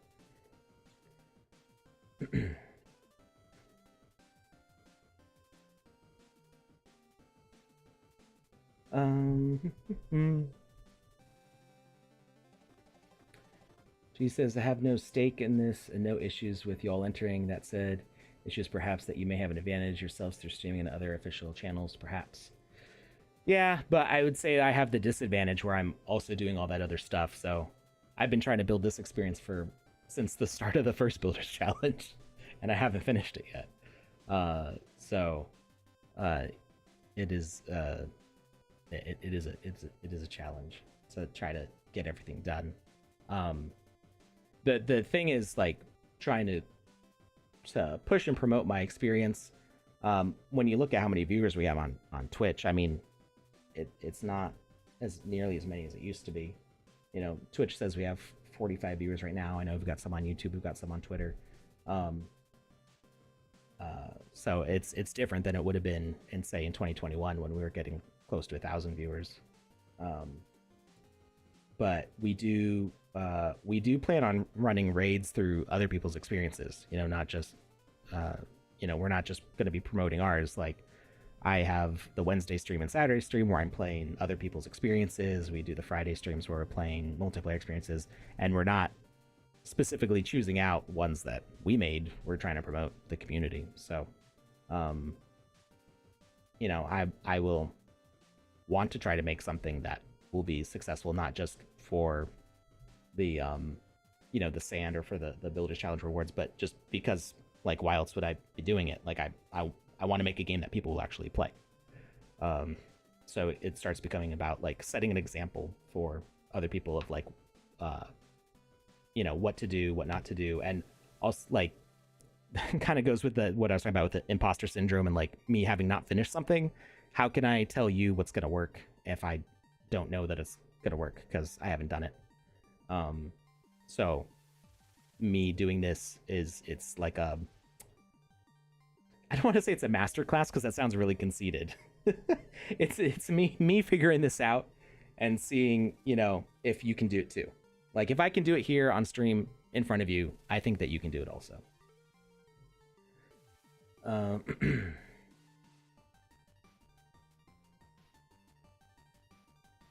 And yeah, I don't feel like Band was saying, not playing our games on the official stream. I don't think, other than like testing it, for the most part, I don't feel a need to play this on stream because that would be a really boring stream. I feel like not I hope the game is not too boring. I mean, this is not like the most super exciting game that's ever been made in the sandbox by far. But if you've already seen me build all of it and you've seen me test it, who's gonna watch me play through it over and over again and be like, hey, everybody come gather in my experience and play around. Like, we might do it once to be like, hey, we're testing it out, everybody's running around, like what Panda did for Christmas experience. Everybody's running around in her experience. That is good for like one stream. But if we do that over and over again, people are not going to participate because it's going to be boring. Like, we already saw this. So I don't think that's creating an unfair advantage. Web3 wants to play my game. Thank you. It will be ready eventually. We'll see if I ever stop talking and keep building. Let's see. I keep saying Lucas and I need to like have a podcast because I just like talking to people. Also, I don't. That's the weird thing. I don't really like Twitter Spaces because it's like maybe it's a control thing. On like a Twitter Space, it's like an open forum conversation. 100% do a podcast. 100% do a podcast. I didn't see who said that. PandaPops says that. I'll have to find time to do a podcast. And I don't. The funny thing is, I don't even listen to podcasts. Like, I see like YouTube Shorts and stuff, clips. I watch clips of podcasts on YouTube Shorts. I don't actually listen to any podcasts. It's just not really my space. But I do enjoy just having conversations with people, and I think especially people that I know. So like, you get me in a room talking to like Lucas and Panda and Joe, and like, we can just talk forever. Boop goop. Yes. I think you need to put a space because it felt a little squished. I didn't understand what it said to at first. Please join our weekly Sandbox Saturdays, 9 a.m. Pacific time. 9, wait. That's before the stream, right? 9, 10, 11, 12. It'd be 2 hours before the stream. I've only been in a Twitter space once, and I mean, I was asked to speak in it, and it was an okay experience. It's like it's almost like a procrastination kind of feeling. I have like a high friction resistance internally to like, I don't want to jump into a conversation that isn't like with a close friend that I'm used to talking to. So when I jump into say Panda streaming, I jump into her call and just start talking. Like that feels totally natural for me because we talk all the time. When I jump into a call with a whole bunch of people who can talk that I've never not necessarily ever had a conversation with them, that's a lot bigger of a hurdle for me, like emotionally, psychologically. It's not super serious. Like I'll do it. I don't wanna. and this is a thing that I noticed when I was in college, like 2007, 2008. Friends would invite me to go hang out at a thing. There'd be some event, and I like hanging out with my friends. I would do it all the time, but then they wanted me to go to this place I'd never been before and talk to people I've never met before, and I'm just like, yeah, but there's anime and video games in my dorm room. I'm gonna stay over there. And so I'm kind of like weirdly antisocial that way, while also not being antisocial entirely. I'm like slightly introverted. It's a weird mix.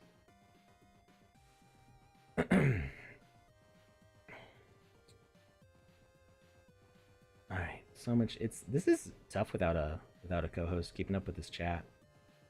I talk too much. Let's see.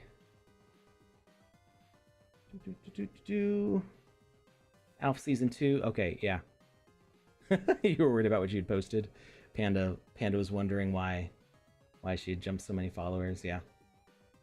I had a heads up about it. I knew that it was going to be happening. The dashboard director told me, and I was like, okay, that was kind of weird. And then it happened, and I was like, that was more than I expected. The bots just get replaced. Yeah. The bots are such a problem. And can I ask, is it G_is_us member of staff in the Sandbox? G is not staff. G is a community member. G, are you an ambassador?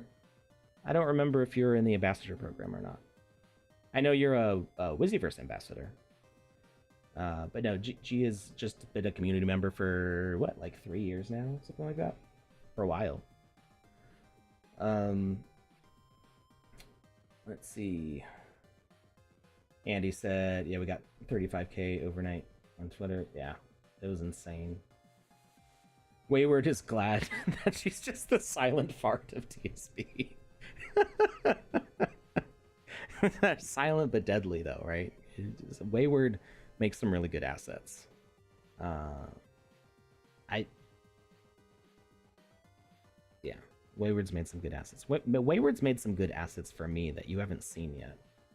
That I'm gonna have to figure out a way to release those soon.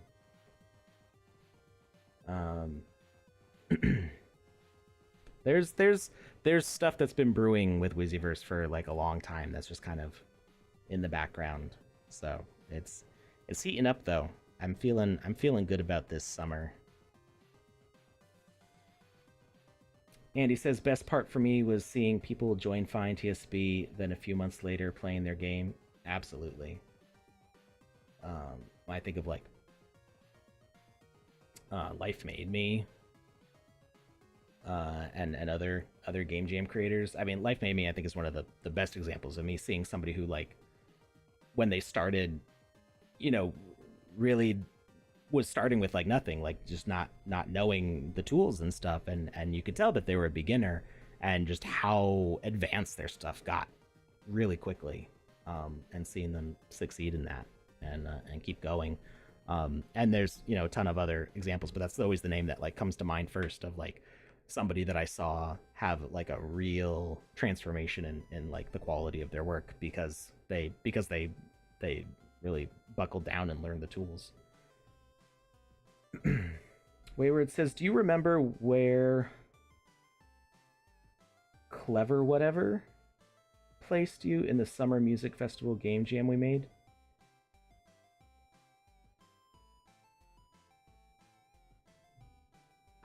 Good grief, that was a long time ago. I don't remember. What was if you told me more about the experience, I would maybe remember which one it was better. I don't think I was a judge in the Summer Music Festival game jam either. I played some of the games, but I don't think I played all of them. But I might. I'm trying to throw my memory way back, and I'm not remembering.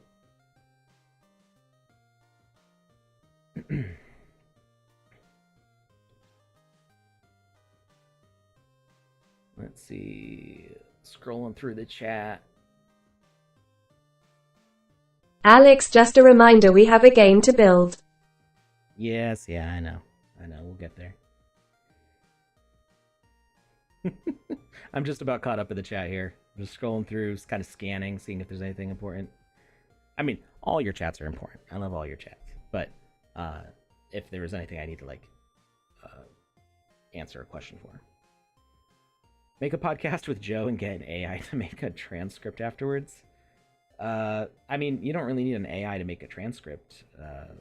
I mean, well, okay, that exists, I guess, but you know, text to speech is pretty good at doing that stuff automatically. I mean, that's one of the major selling points of TikTok, isn't it?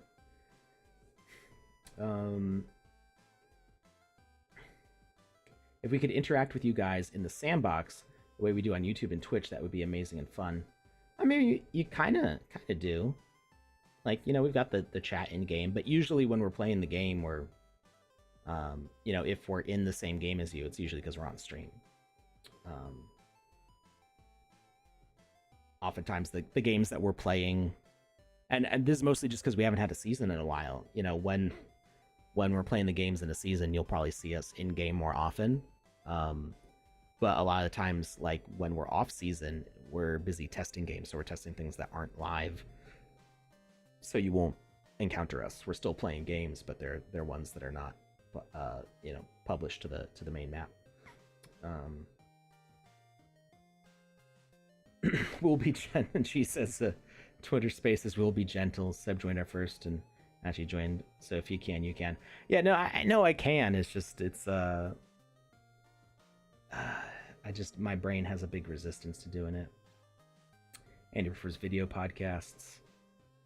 Yeah, I more just like prefer having just a conversation with a friend and having it be more like one-on-one and then interacting with the chat. I can't do too many voices at once. Like if two people start talking, I don't hear either of them. It's not like I can focus on one person. My brain just literally goes, this person plus this person equals noise, and I kind of, my eyes kind of glaze over and my eardrums just stop responding. Harder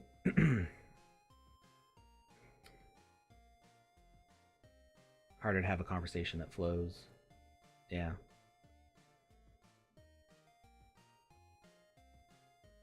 All right. Halfdork says, introverts unite in the comfort of our own homes. Yes, absolutely. Welcome, Halfdork. It's good to have you around.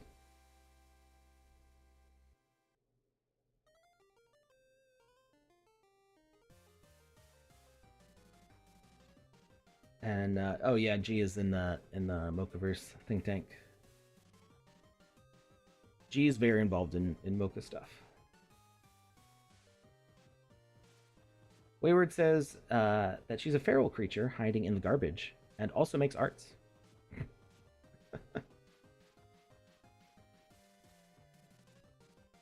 All right.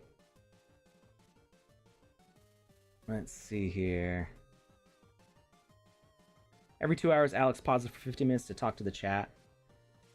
I feel like it's more like every 50 minutes I pause for 2 hours to talk to the chat.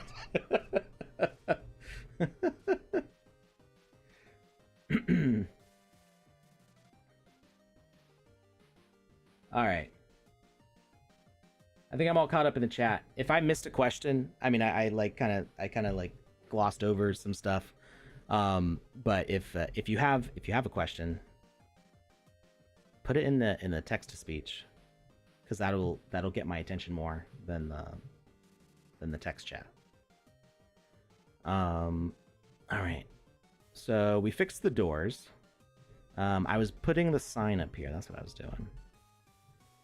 Basic sign. I need more music for my playlist, because right now it loops. It's probably looped a few times.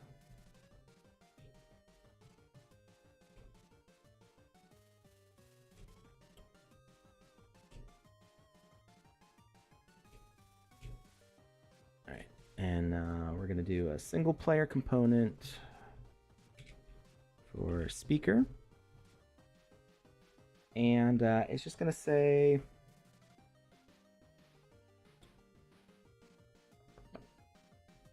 We're going to get rid of the name.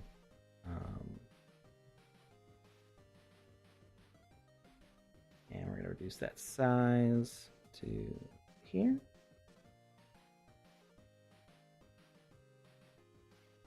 And actually, when I have things set up like this, I almost want to put the sign on the opposite side, because players will pass by this first. So do we have that picker tool? I haven't used it yet.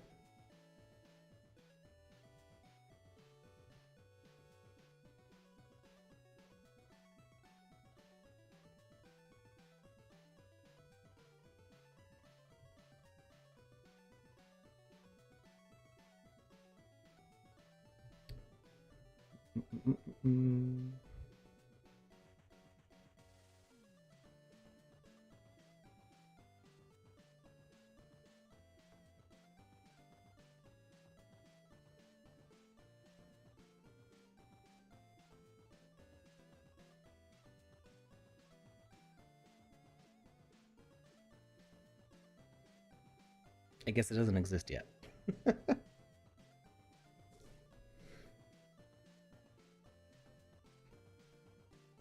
Wayward's two related comments are far apart. Was that with the being a feral animal?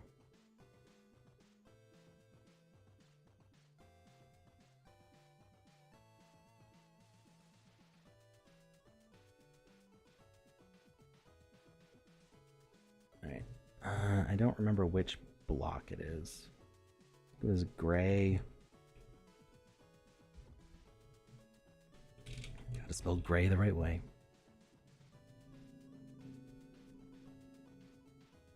That's not it. Maybe this one?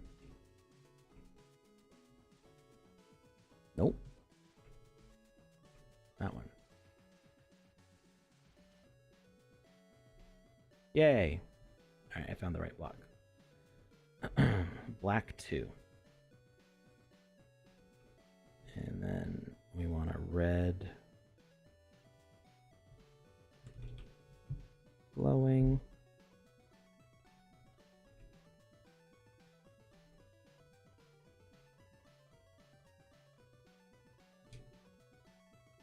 Alright, and it's going to say something like,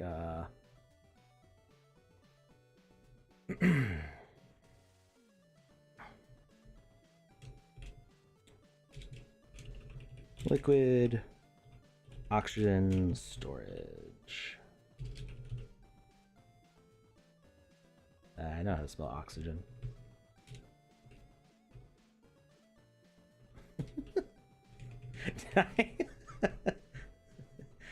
Did I have a dyslexic moment in typing and in saying oxygen at the same time? Message to send, none. And detect range, always on top, also target false.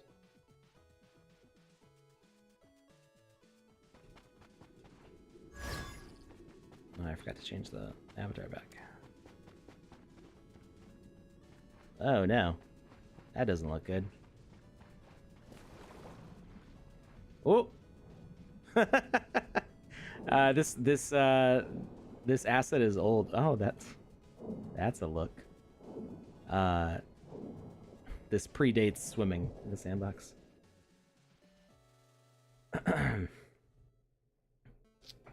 G says, heard Sub mention Unreal Engine as part of something coming. It sounded like been pushing for investment in root tech. I don't know what you mean by root. That allows smooth porting inexperience from Unity to Unreal. Seamlessly bullish on that. Yeah, I don't know too much about what plans are for that. Unreal is a much more powerful engine than Unity, but everything that we have is built in Unity. I know so usually when people talk about will the sandbox use Unreal, they want the graphics to change to Unreal, and like, you know, photorealistic ray tracing stuff, and that's not what I'm in the sandbox for. So while like you can do a voxel game in Unreal, and it would potentially look something similar to this, maybe a little shinier, maybe some you know, different sorts of like reflection and metallic textures, and you know, some cool ray tracing stuff. My hope is that the sandbox will retain its, you know, 32 voxels per meter cube style, because that's what I've been building for this whole time. And I joined the sandbox because I loved voxel art. That's why I signed up. So I know there are some people who are like, oh, the sandbox is a cool idea, but they don't like the visual style and they want that to change. And I'm on the opposite side of that.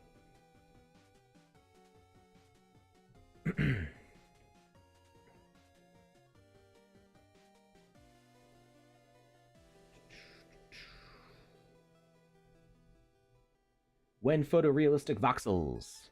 I mean, like, if we could make the rendering look more like Magic of Voxel, I'd be down for that.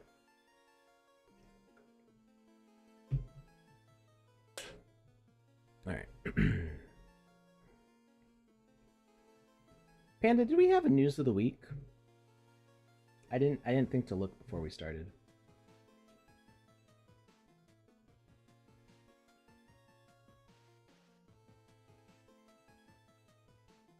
It's never ready until Wednesdays. Okay.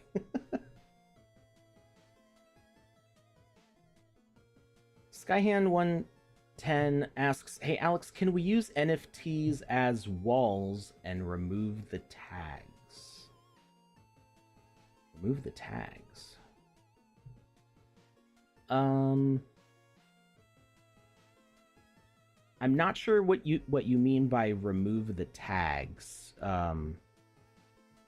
So you can absolutely do, like, I mean, we've got, you know, like we've got this frame asset here. Now, this has a frame around it, but you can make this asset custom, and have it have less stuff. Let's see. Like if you take this one, I'm pretty sure this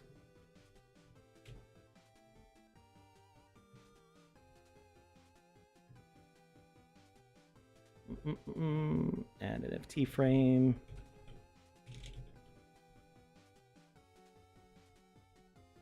And then we take this display here.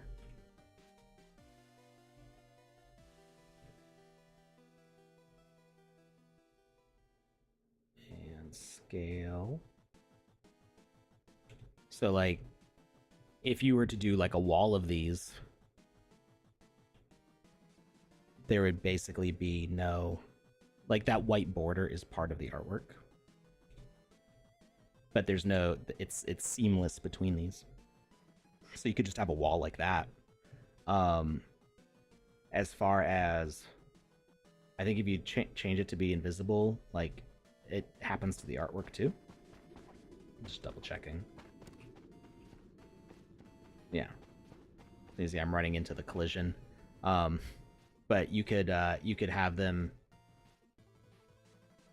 You could put these back to back, so that way you see the image on both sides. You can turn off collision, so it could be a wall that you could run through. But yeah, you can totally use NFT frames to build walls if you want. Just know that the size limit, I think, is 256 by 256 voxels. So anything bigger than that is, you're going to need to like divide the image up into multiple pieces.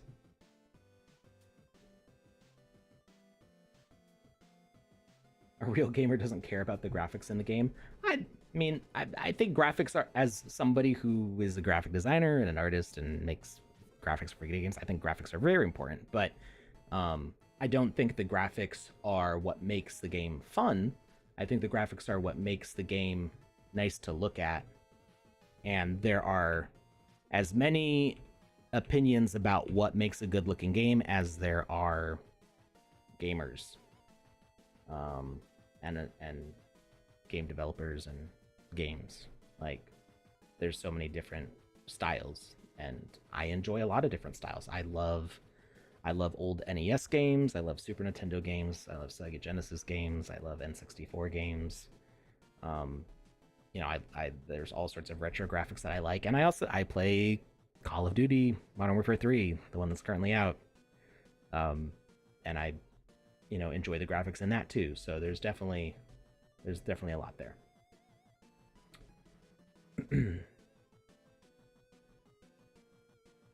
Oh, the information, the NFT. So you don't have to have the information there.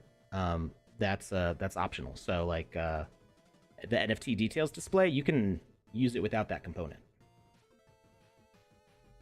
We gotta fix this one. This needs to be resized. So if I duplicate this, I can just turn off NFT details display.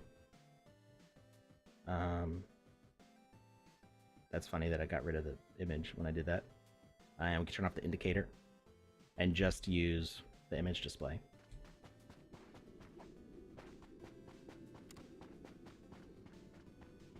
You can see there's nothing, no indicator, nothing to interact with. It's just the image. Whereas here, you know, I can interact with it and pull that up. But yeah, there doesn't, the NFT image is a separate component, so you can use those independently of each other. Do I have a Nina? I think so. I'm pretty sure I have the original one, and I might have the shiny one. Oh no, I've got the Christmas Nina and the Nina head wearable.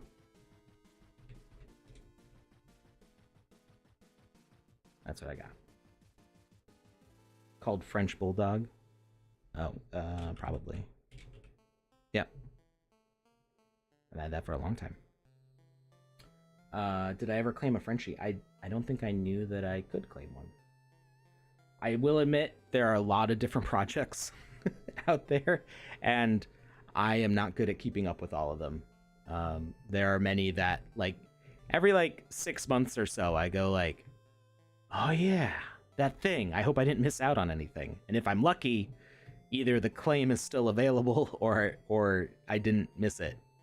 There have been times where I've gotten it like I remembered a project like the day before. Usually, it probably subconsciously I saw somebody tweet about it, and it like put a seed in my brain to go like, you were involved with that. You should go check it out. And like the next day, I'm like, oh yeah, like I didn't miss the mint. And then there's other times that I've totally missed things. I had Avenged Sevenfold tickets that I could have claimed like at any point, and I forgot that was a feature of the death bats that I had from Avenged Sevenfold, until like, oh, I think it was a week or maybe 2 weeks before the show came to my hometown, and I was like, oh, whew, I almost missed that entirely. Is it possible to add the sort by data or recently added function on Game Maker. Sort by data? So you want rarity A to Z, Z to A, and then by recently added. Honestly, I'm not sure that it would be possible. Specifically because I've looked at the API data for these assets before, and I don't remember if it shows an upload date. If it does, then it should be possible. It should. So there would definitely be chain data of like when you got something. So for assets you own, it should be possible. But I don't know if we have an uploaded time. Actually, I think there is. So it should be doable. But yeah, that would be. I would like to see that too, like a order added, because that's oftentimes. I sometimes remember things in chronological order. Like a lot of times, like my music, I sort by date added because I'm like, oh yeah, I added that album to my iTunes like a couple months ago. You know, it's on the top of my mind, so I want to sort by date added. I've been missing out on all of the Boop Goop drops. I'm sorry.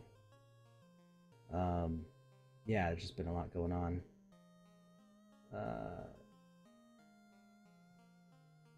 Oh, thank you. Oh, that's cool that you can airdrop the claim. I appreciate that. Let's see. Look at the API data for this. Assets.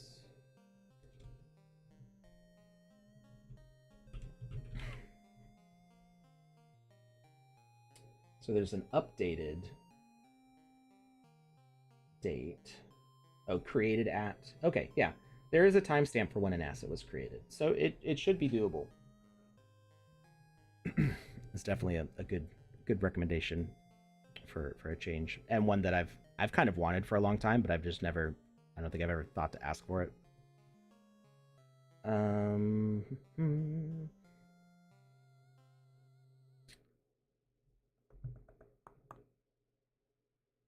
Player.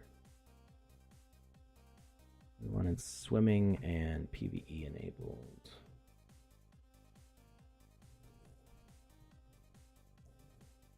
And we're changing it back to player's avatar.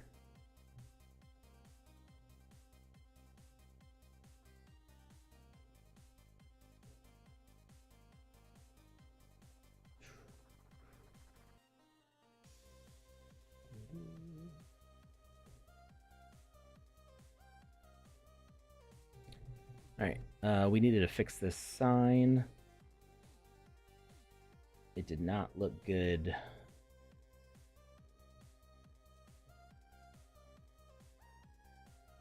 I feel like the thing needed to be higher up, but I don't think we can change that.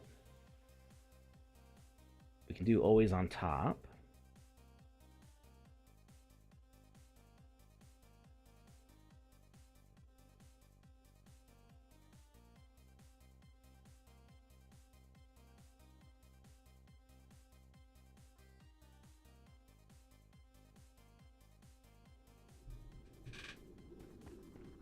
I'm gonna ignore what Panda said.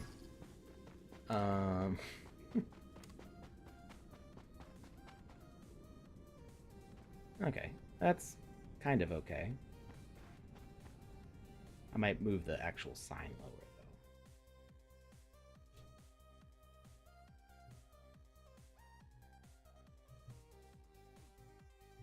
You change from sphere, you prefer the other one. In this case, I don't think it matters too much. I don't know if there's any like practical difference between them. Like, I don't know if I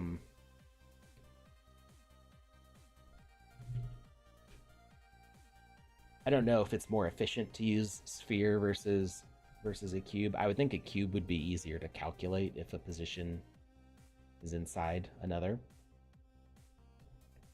But for a sign like that running up to it, I don't think it really makes a difference. But I do definitely change the, if I need to like have a sensor be like in a specific spot, you know, if I'm trying to sense if somebody like walked through a doorway or is standing on top of a certain platform, I will definitely change the speaker or sensor's shape based on that.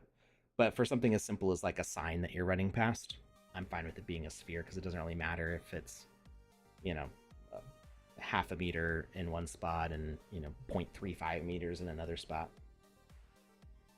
Wish we could offset the speaker text. Yes, absolutely. I think there's part of my brain that's saying like you could change that with the did I not click the red? I feel like you could change that with the indicator, but I think that's just for the display name, and I think my memory is failing me. You could use another asset, yeah. I feel like in this case it's not important enough. Vertical offset, say 2. You think you can for the name? Yeah, I think that's what I'm remembering, and my brain just wanted it to be. Yeah, it is just for the name. It doesn't affect the speech bubble. It's fine. It kind of looks like it's like the robot is saying it anyway. It's not like Smokey the Bear or something. Do you have Smokey the Bear in the across the pond? Or something like Smokey the Bear?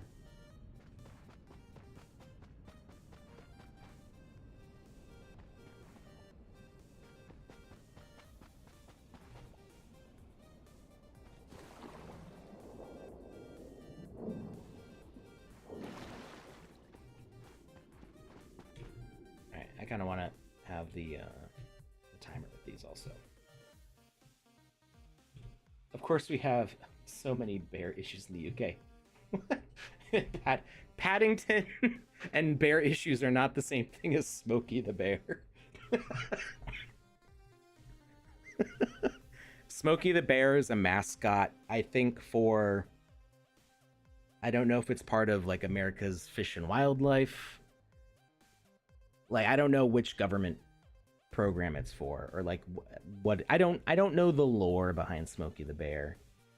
But there's a whole story that he was a bear cub that was rescued by, I think, park rangers from a forest fire, and then he grew up to be a very like anthropomorphically muscle man kind of shaped bear who would wear pants and a park ranger hat and would say, only you can prevent forest fires. And that's, you know, there were like books and commercials and stuff, and it was just about making sure that if you're out camping that you fully extinguish your campfire so you don't burn down the forest. Not Yogi Bear. Good grief. Uncultured when they don't even know what Smokey the Bear is. Or it's sorry, just Smokey Bear, not Smokey the Bear.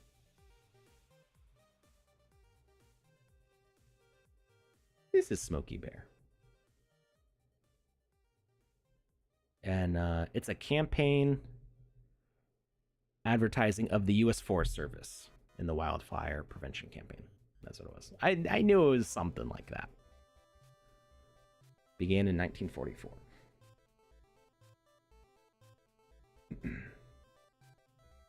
That's Smokey the Bear. He probably likes picnic baskets. I mean, who doesn't like picnic baskets? Picnic baskets is everybody's favorite. Colloquially called Smokey the Bear. Oh, is he? Did it say it on that and I didn't even read it?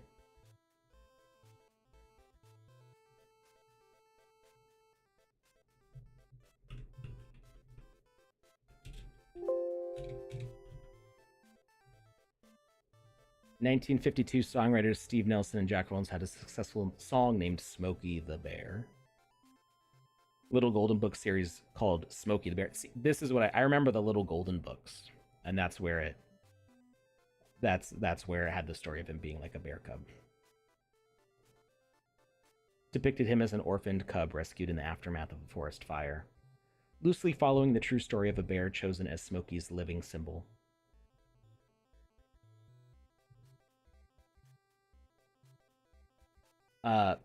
Yeah. If you've ever watched Captain America is like the military version of Smokey the Bear as far as like the origin story goes. Yeah. But so I'm used to calling him Smokey the Bear because I had that book. And I forgot that his name is just Smokey Bear.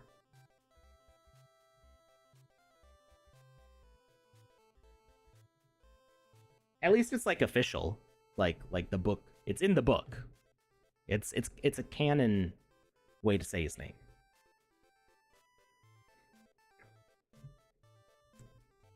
I struggle with the in the sandbox because in some sentences it sounds good and in other sentences it doesn't sound as good. When you have like the name of something, even like the council, that the can grammatically be frustrating to say in some contexts where like it just doesn't flow. But I know if I just say sandbox, that's not the name of the game. It's not Sandbox, it's the Sandbox. It'd be like the Minecraft. Sometimes it just sounds better to say it without the. All right. Wanted to update these doors. That's what I was doing. So we have doors 1, 2, 3. And oh, all these are messed up. It's a good thing I accidentally whipped the camera around too aggressively. Scale mode, resize. Scale mode, resize. Speaking of projects, like like if I'm missing out on your project, you gotta remind me, because Artifact, I almost totally missed the incubation thing for the animus eggs. I just was not paying attention, and then it's like, oh hey, this incubation thing's open. It had been open for like a few days, and I was like, oh no, I gotta do that, because I've been waiting like 2 years for that to start. 2 years? I feel like it's been 2 years since we minted the eggs. Because all these resizes are not, they weren't saved. It's weird that it happened with some and not with others.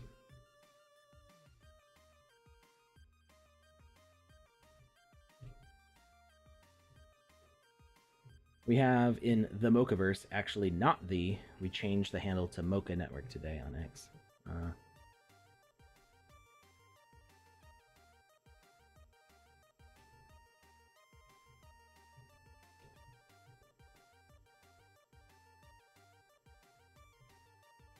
Alright, those are all fixed now.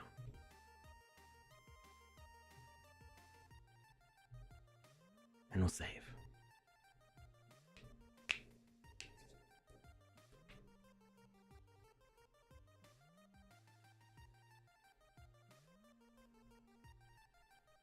So I got an hour and 15 minutes left. Let's see how much I can get done.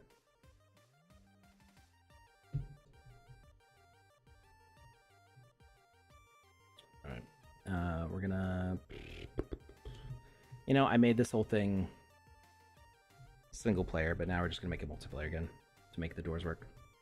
Just gonna add speaker, multiplayer. Hey, nice! It saved the single player settings for that. I'm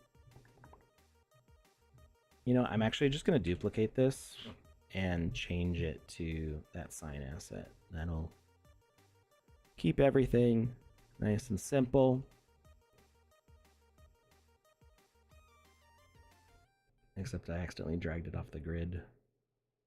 Whoops. All right, this is the warning robot large. We're gonna replace warning robot large. Replace and rotate it and put it up against the wall.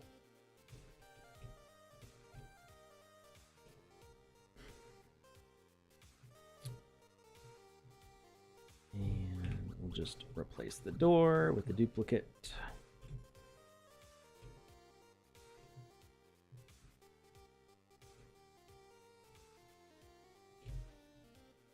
And we'll call it door 4 in the tags. And we'll change this to have door 4 as a tag. And that should be all we need to do for that. Let's double check, make sure it works. Always testing as I go. Might slow me down a little bit, but fewer things to fix later. 1, 2, 3, 4, 5. Closed. Sweet. That is working. And then just simple duplications and switching over to door 5 tag over here. Save work. Save work. I just did that. I will save after duplicating the store. I wonder if there was a delay on you seeing me save. I don't know how far behind you are from the stream. You know, I moved that sign down, but I don't like the way it lines up with the red on the other side. All right, and we'll switch this to door 5. And switch this tag to door 5. Once you get a good sense for making a nice little template of what you're creating, it becomes so much easier to duplicate, and then all I'm doing is just changing that tag. Duplicate, duplicate, change the tag. Saves a ton of time. Panda says maybe I'm only half paying attention. I'll allow it. Warning. Artifact collection. Oh, because it's using... Because it's using the duplicate. I forgot to change that. I think I copied that.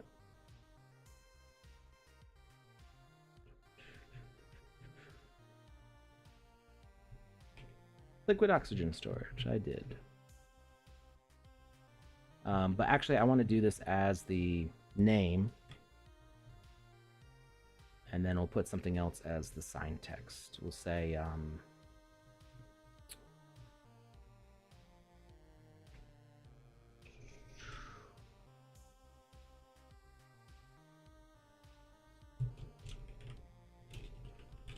doors will automatically close behind 2.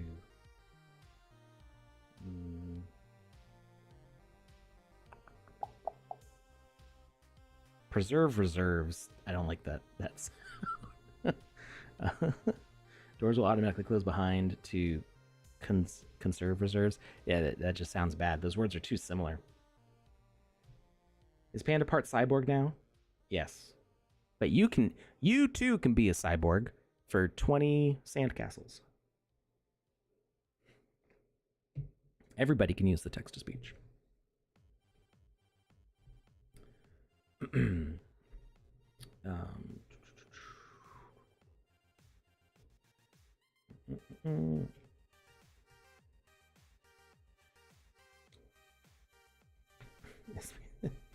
Panda is the Twitch chatbot.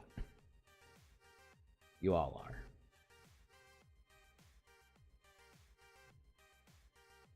You just dooby-doo this little thing down here. Sandcastles. Text to speech. And then you can be like, oopsie poopsie. Oopsie poopsie.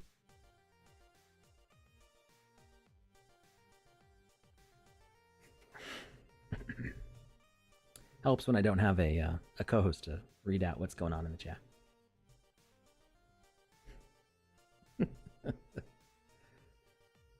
All right. What are we gonna say here? Liquid oxygen storage.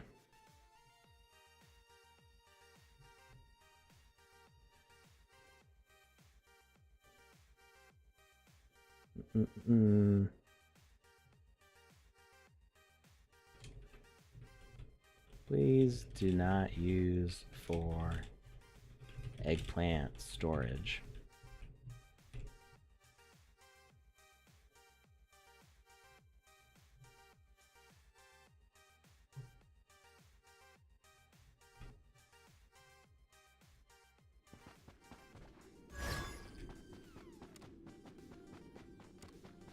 So what I'm probably going to do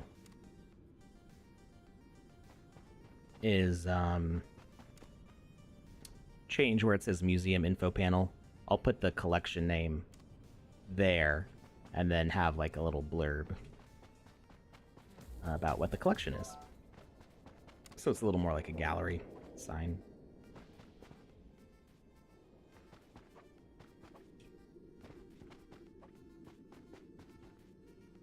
All right.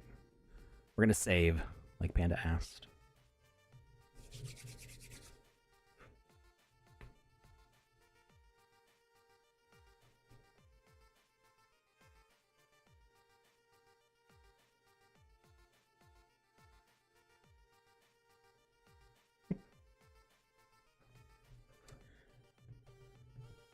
All right, I got those.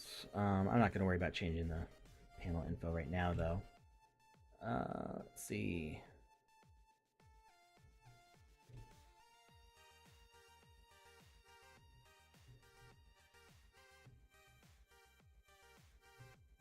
I want to change the colors around here.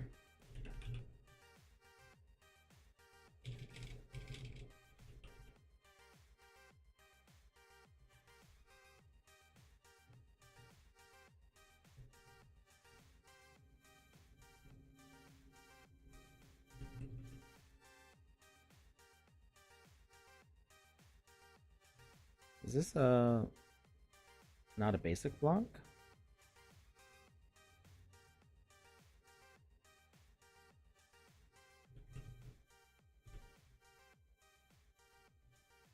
It's not, it's exclusive.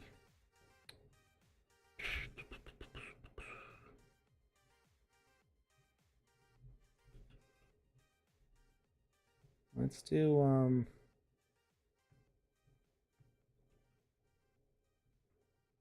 blue there.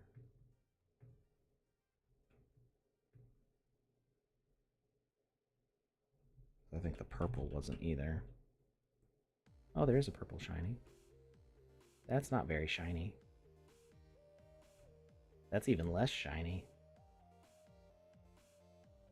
The shiny is a lie. That looks more shiny, and that's not shiny at all.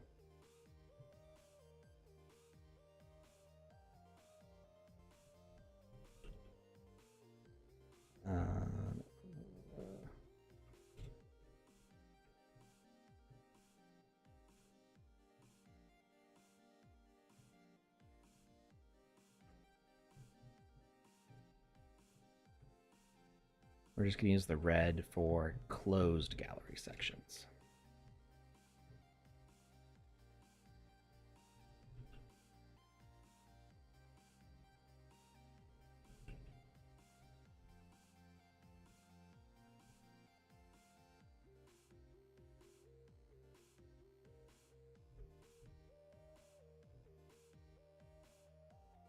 Oh, that's right. These doors aren't even aligned correctly. I forgot about that.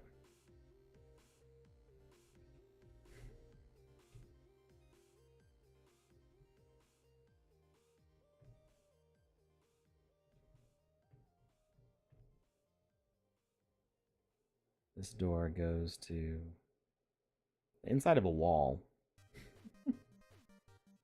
We'll say it's storage.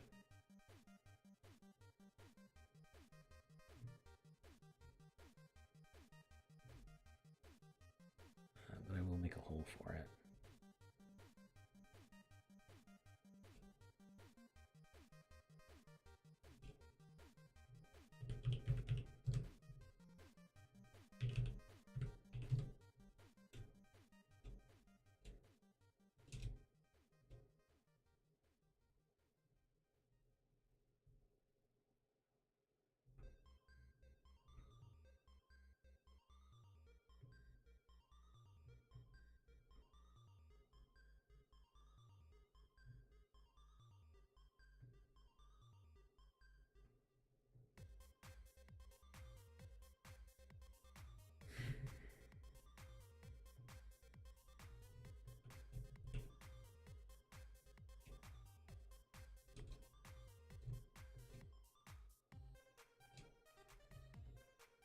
Alright, we're going to remove the timed events.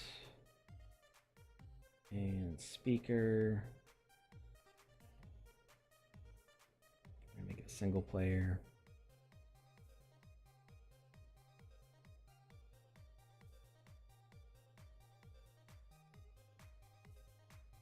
I just noticed the rectangular block. Was I using that for this also?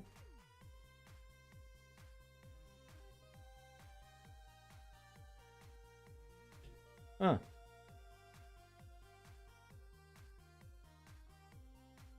Why is it?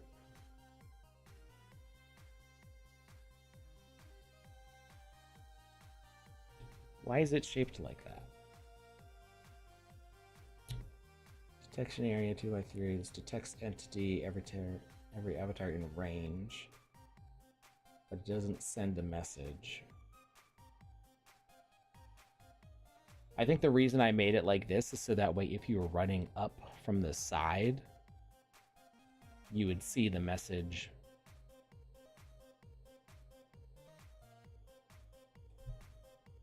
And so it would also happen when you came through the door. But I don't know why it's so shallow this way. I feel like we can change that. Oh, wait. I didn't want it to show through the wall.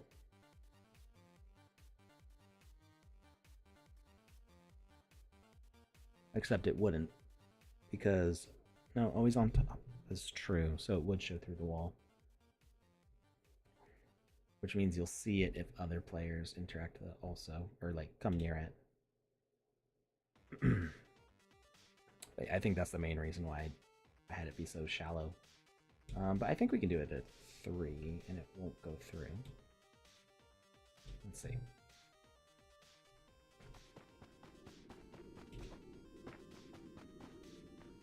So we see it there. We go through.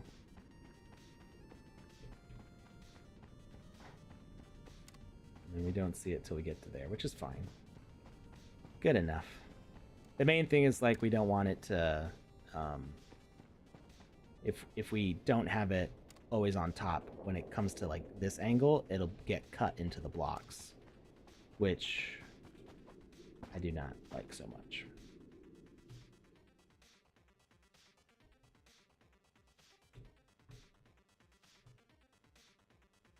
So we got that one was set to 3. We'll change these. Also be 3.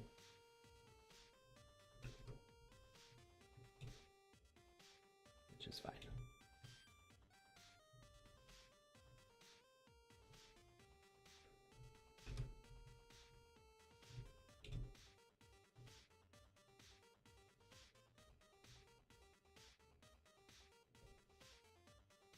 This one.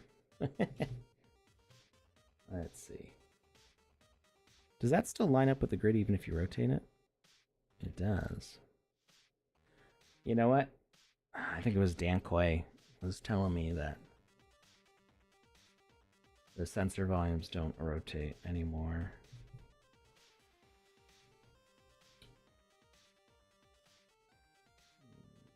So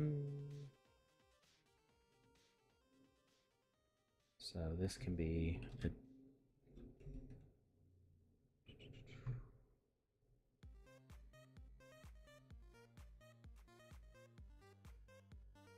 this will be 6.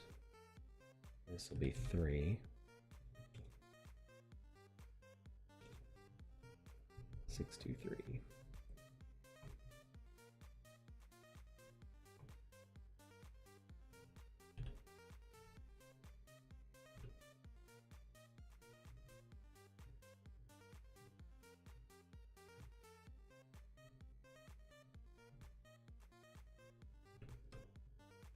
All right. Now those all line up nicely. And this one, just gonna say like door. Why is it grass? Why is it a grass tile down there?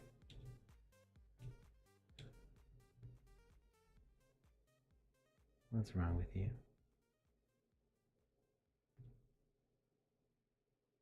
So we had changed it to like a gray floor in there.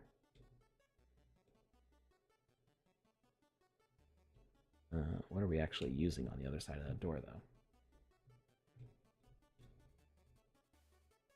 Yeah, it's still the same.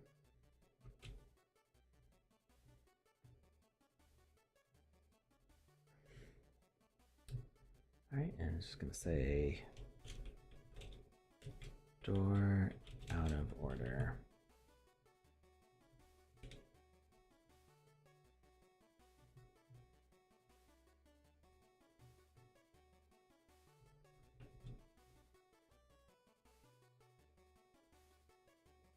And we can make it a little more narrow, I think.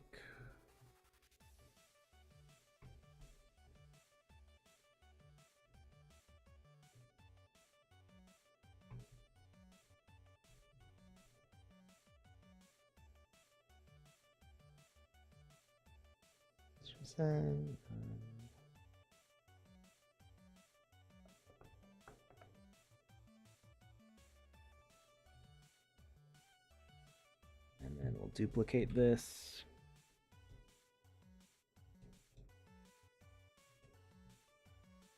And say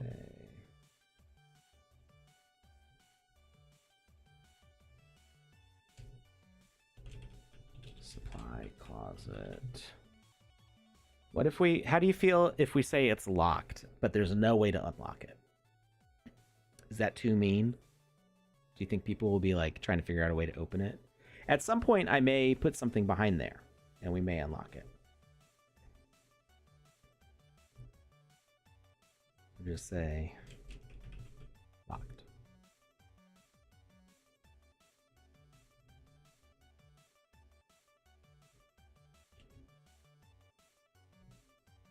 There's a little bit of space here. Like, theoretically, we could open that up at some point. It's not a lot. It would probably be not like a whole room you could walk in, but it would just open it up and there would be something behind the door.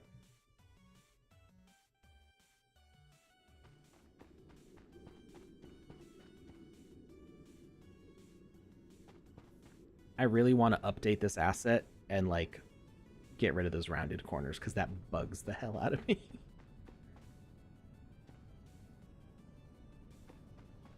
And I could do it too. Maybe. I think I have access to upload to this account. I just... Ugh, it drives me nuts.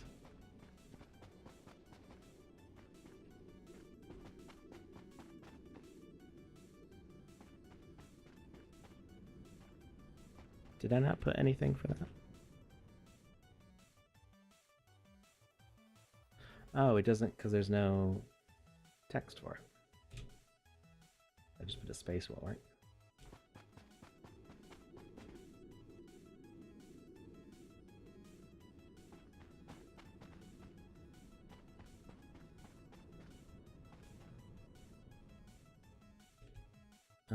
I should actually say like what this door is for. This is the medical bay, right?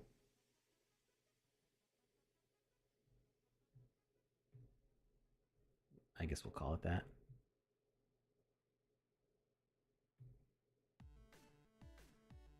Ooh. I'm lost. There we go.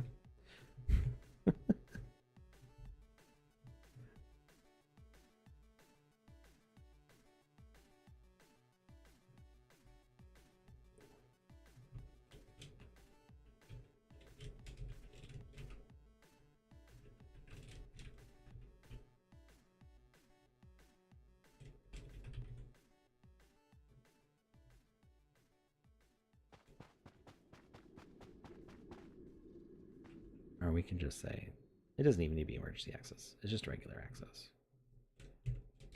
Medical bay. Locked. And then we'll duplicate this. And flip it around the other side. And say bridge.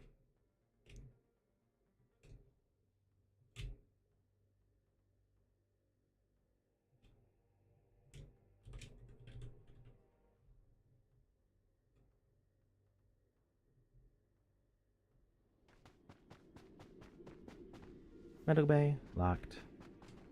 Supply closet, locked.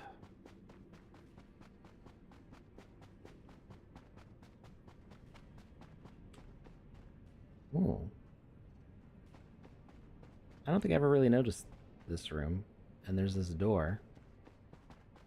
But you have no way to get in there.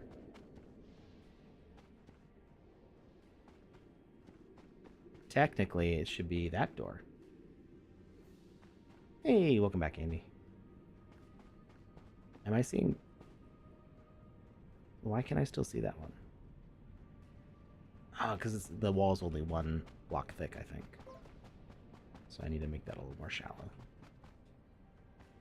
So technically, could we get to that room?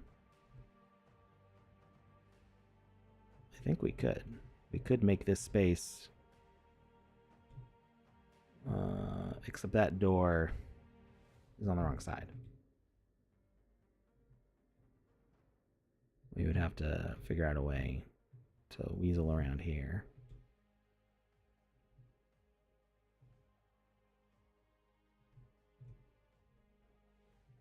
There we go. It's a little easier to see from underneath. So this is the locked door. Yeah, it wouldn't lead to that side, but I mean, we could change the position. I think I'll leave that as a closet door, and then we may add a door for that somewhere else at some point. Not now. Not needed now. That's for version 2 of this map. All right, so we're gonna leave that being a supply closet. Leave that being medical bay, but we need it to not say it through the wall. Yeah, that's way too big. Why does it not do that for this one? Or would it? And I just didn't notice. Oh no, it's because it's... Yeah, the wall's 3 thick there. So just 1. That's why.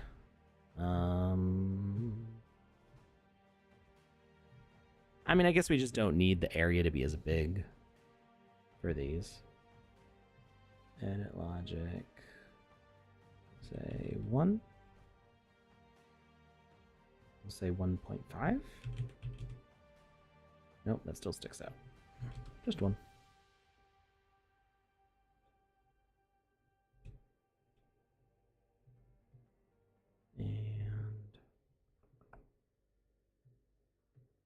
Number of hours in, better, later than never. Oh, 3. You forgot the 3. Yeah. Welcome. We're just building away.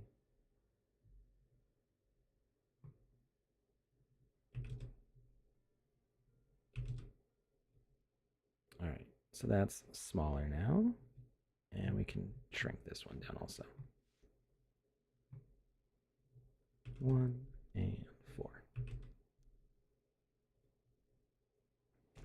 So now we can see this side without seeing the other side.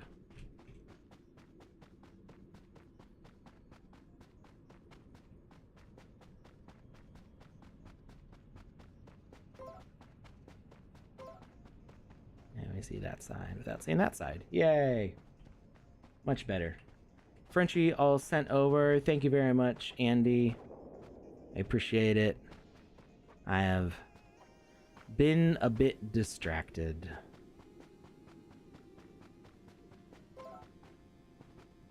Alright.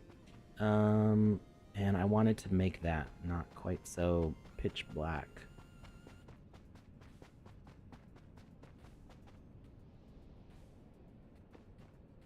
We'll figure out what those other doors are going to be later. Let's take a look at where these lights are. I think they're... So you go that way, and then you go in through here.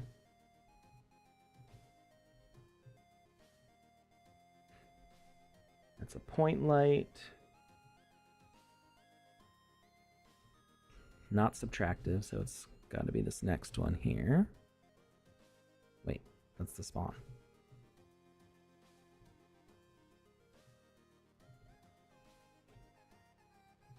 There we go. That's what I'm looking for.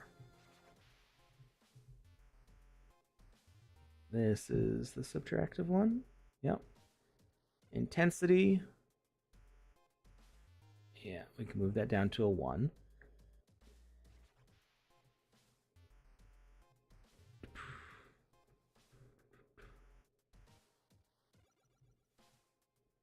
So you can also reduce the intensity of a subtractive light by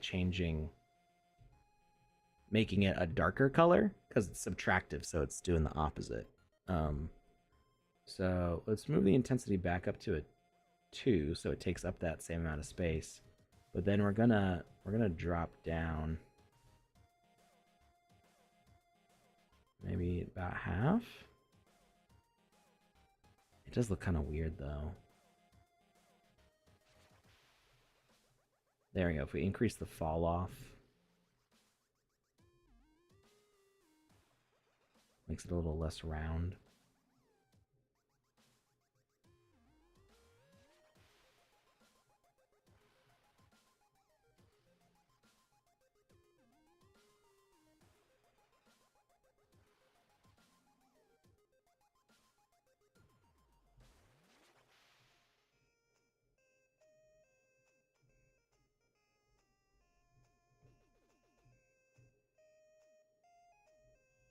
And I'm guessing that there's a message. It says starting state is on. Well, why does it flicker? Or does this one not flicker?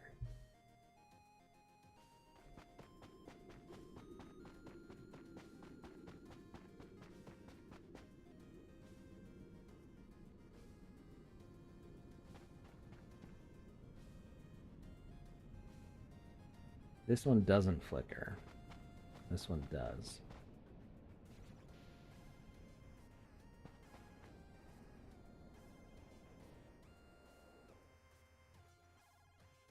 It's saved just in case.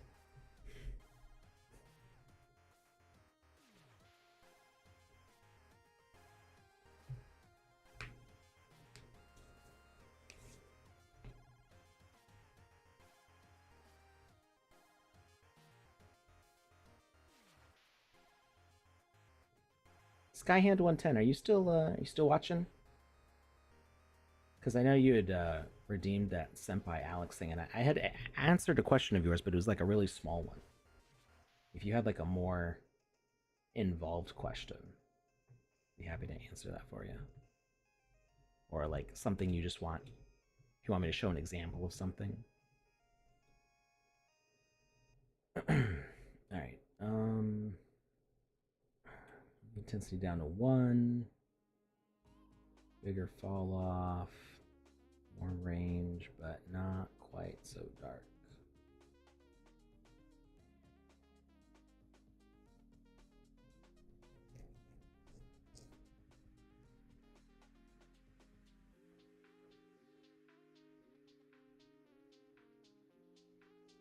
Alright, so it's got these time messages. I'm guessing that there's a timer somewhere here. We got a basic platform. Tags, timer. Detect entity. Interesting. That's how they're doing it. Okay, so they're using an on switch, timer for flickering lights. This is a basic platform. And this is the on switch. It detects that, sends time 1, which I think turns on, right?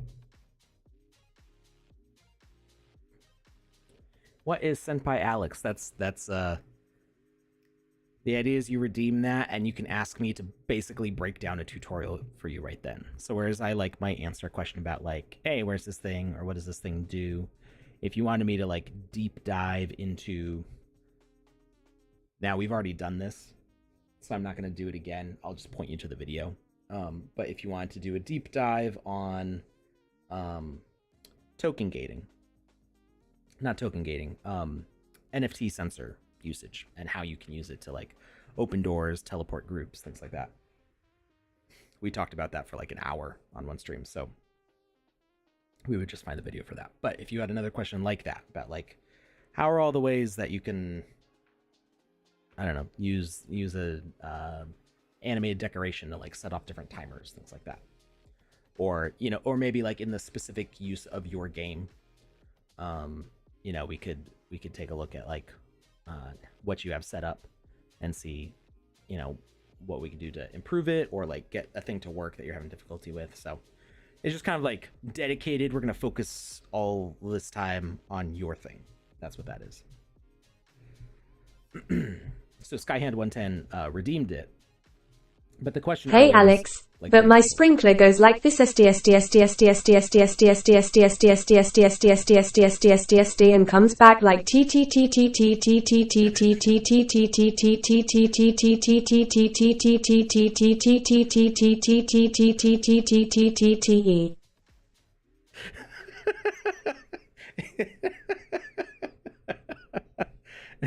Don't apologize. T. That's what your sprinkler sounds like.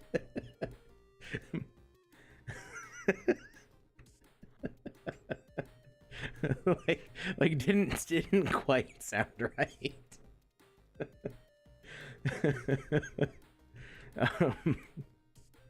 All right, so time 1 turns it on, time 2 turns it off. So right now we've got this like this thing that'll go back and forth, but I want to make it like flicker a little more irregularly. So I'm going to put in some additional on and offs. So this one is this is the actual timer. This one's the on switch. And we're going to duplicate. And how big is the sensor on this thing? It's pretty small.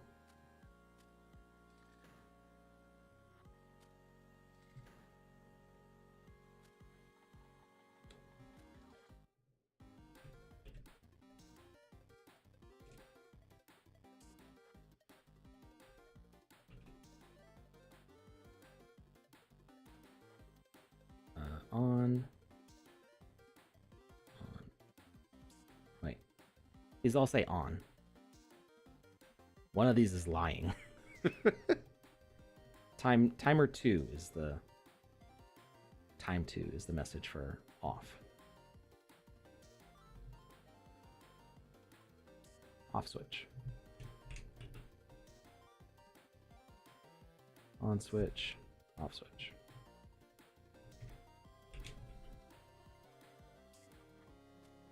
Time 2.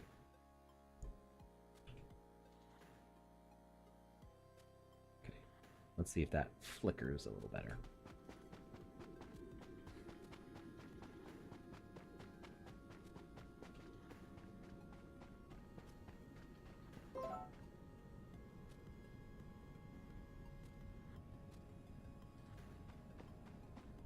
There.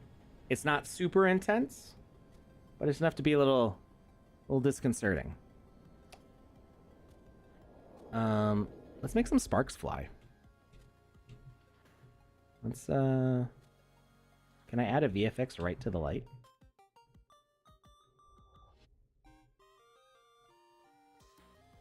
Can I select the light? Select the light. There we go. Because VFX is now a component.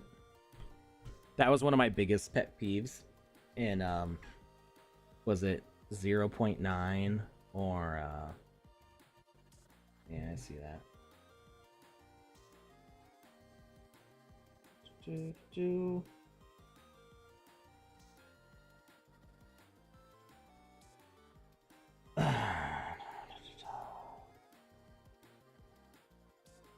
Why can't I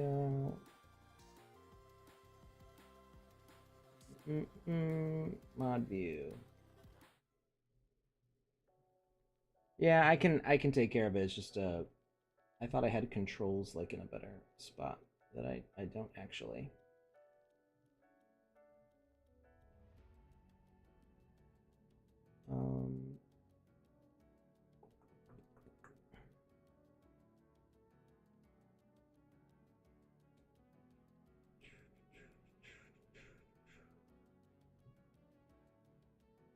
Okay, actually, where are my controls? I'm in the official account, but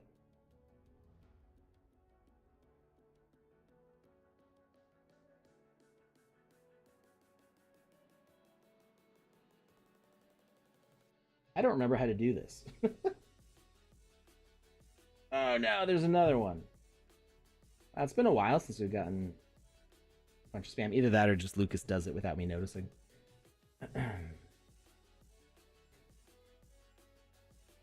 They're multiplying. No!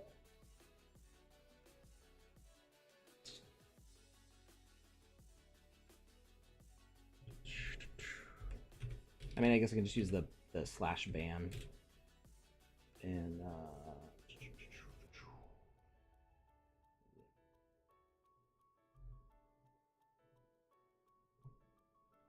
Woshi.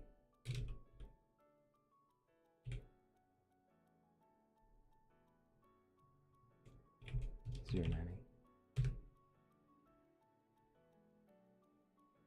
Does it delete their thing? It does delete it automatically. Good. Right.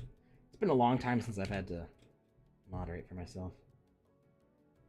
And this name's annoying. G O O. They made this specifically hard to type.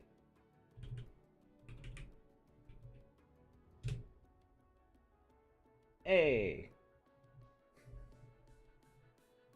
The darkness has been purged.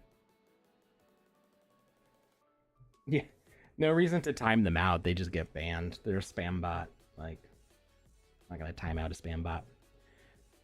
Anyway, one of my pet peeves with the VFX was that it was a behavior. So you had to dedicate all of an object's logic to its behavior, and then if you wanted VFX on it, you had to attach it as a child. And like, just make it a component, which they did, and I'm so happy about it. If you do it in Twitch, you can @ them. Oh, right. I didn't even think about that. Like I said, it's been a long time since I've had to do this. I've had the privilege of having co-hosts doing this all for me for 4 years now. I'm spoiled. All right. Visual effects. Sparks. Is there a spark?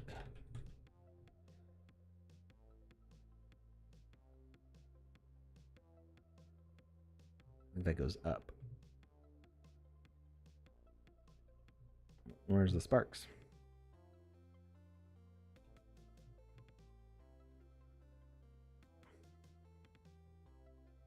I don't see any sparks.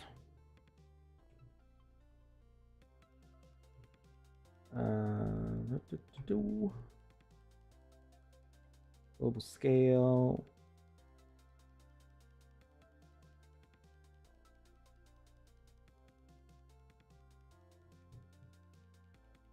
Where is it actually playing this? Oh, here we go.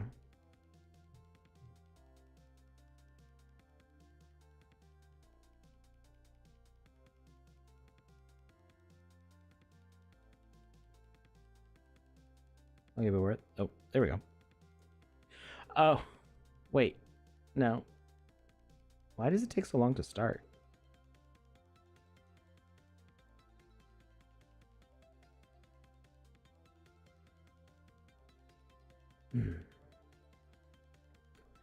Alright, volume scale.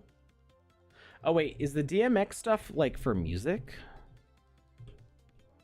Is it based on audio? No? DMX confettis. I don't know what DMX stands for. I'm guessing it's like part of like the name of like what the effect package is.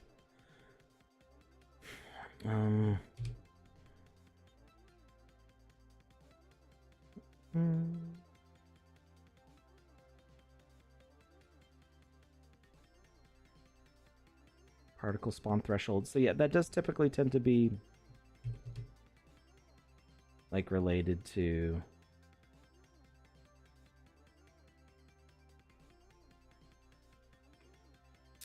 audio stuff. So I don't really like, I don't want it to be sound based.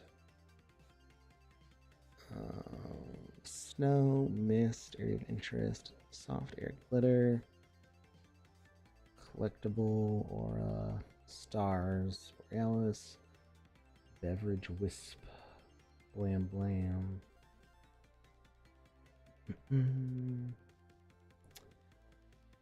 Muzzle flash might work for what we want to do.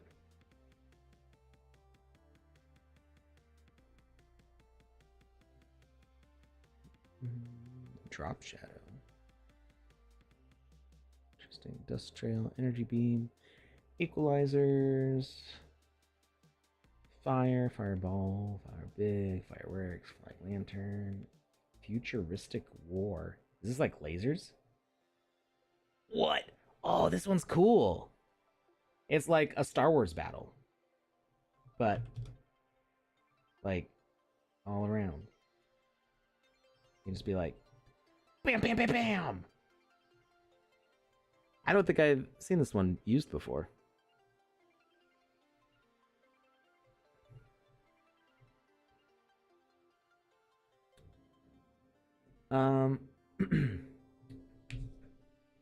Banning didn't used to delete messages, so I timed out first, but it looks like they updated it.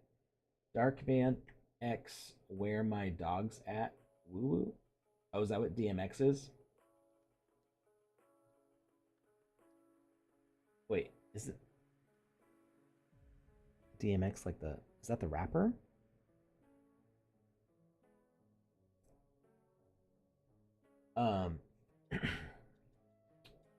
How hard is it to get your own videos added?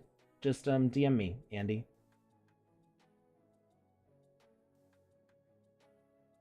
How far away? I'm sorry, I'm not sure how far away 9 Nenner is acceptable answer.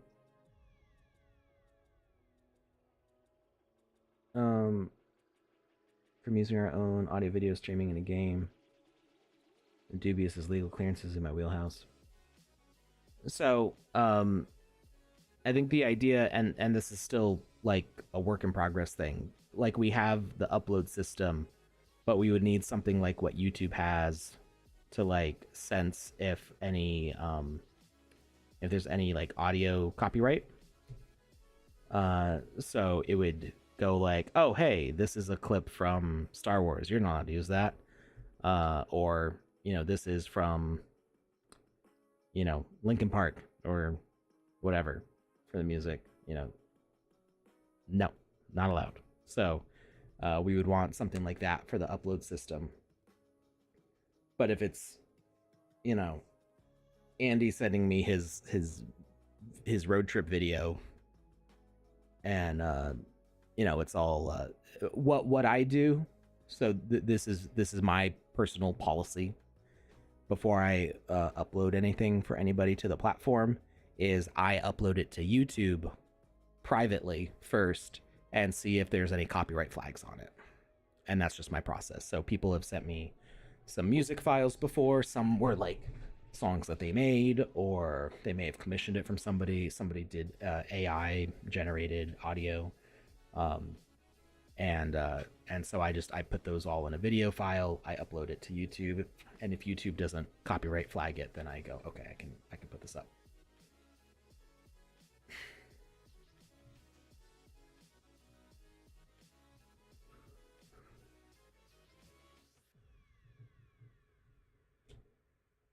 Right. So Futuristic War is cool. I like that one.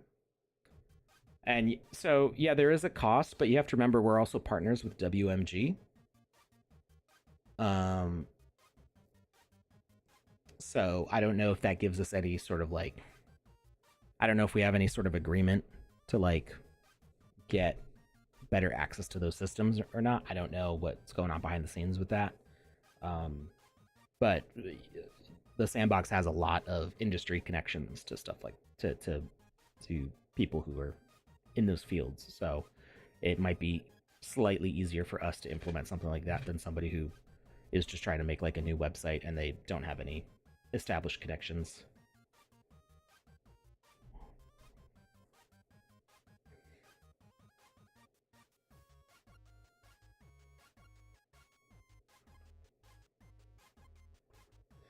Yeah, so I mean, there's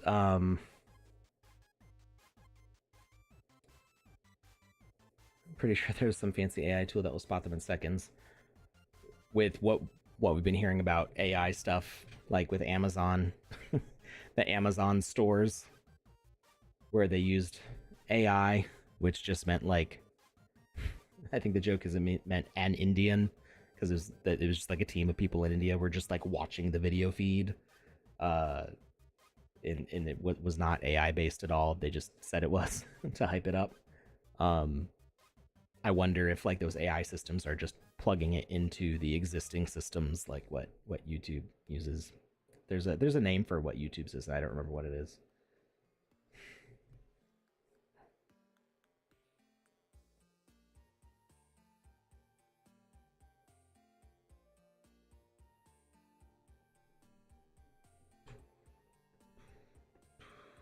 Okay.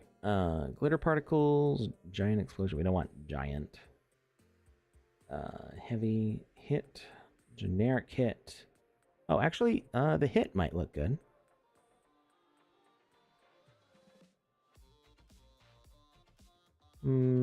It's okay, but it's a little too. The effect is a little not organic. It's a little too geometric. That could work.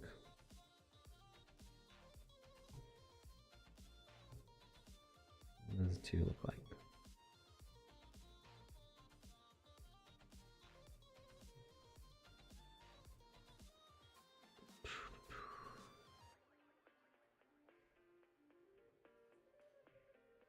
Only if there's no settings on that one. I don't want it to be red.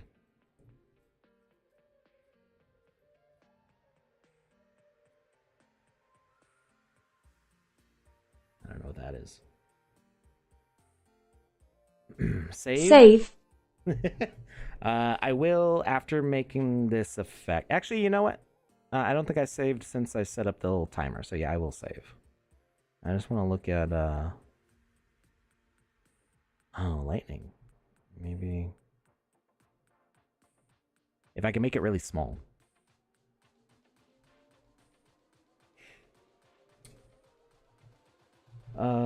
Warner Brother legal friendos are part of the reason I am dubious of UGC in Metaverse for now.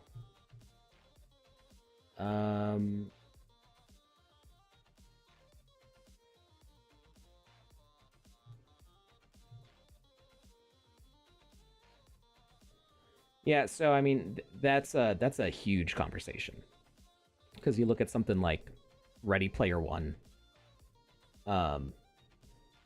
The thing in Ready Player One with like the Iron Giant,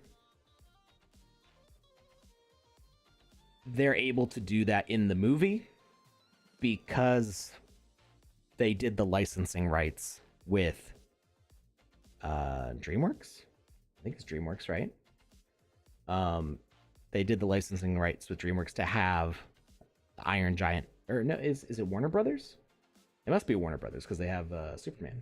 Who did Iron Giant? I don't even remember anymore.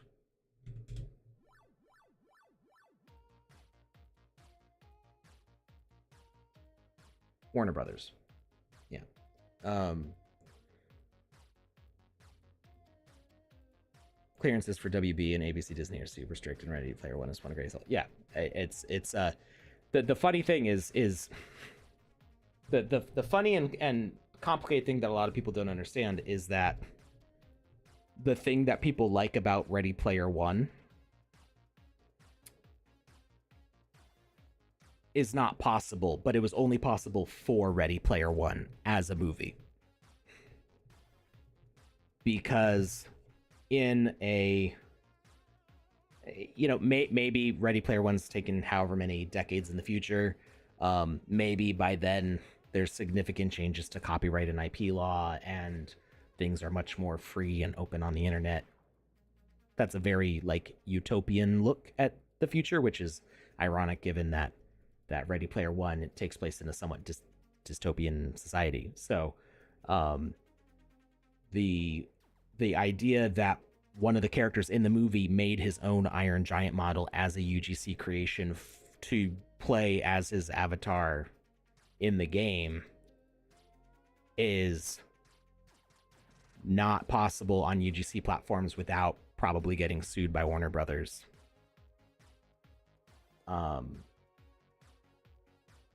Whereas, you know, it was possible in the movie because they licensed it.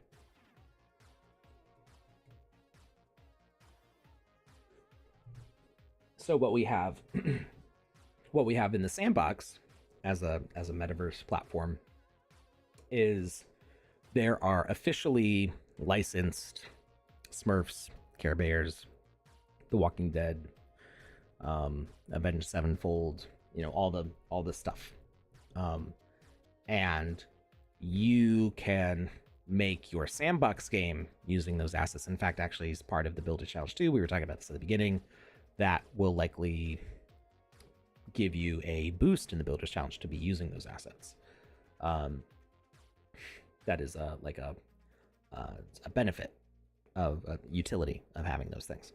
But it's because the Sandbox has an agreement with those companies. So the Sandbox is acting as like this handshake between you as a UGC creator and the IPs to go like, okay, there is some official content this way. This is what it looks like, and you can use it in the Sandbox. And things start to get a little messy when you're like, okay, well, what can you do with the Smurfs in the Sandbox? Obviously, we can put Papa Smurf in our game experience, but like, what are you allowed to make Papa Smurf say? What is he allowed to do in your experience? And right now, the limitation is you need to be adhering to the Sandbox terms of use.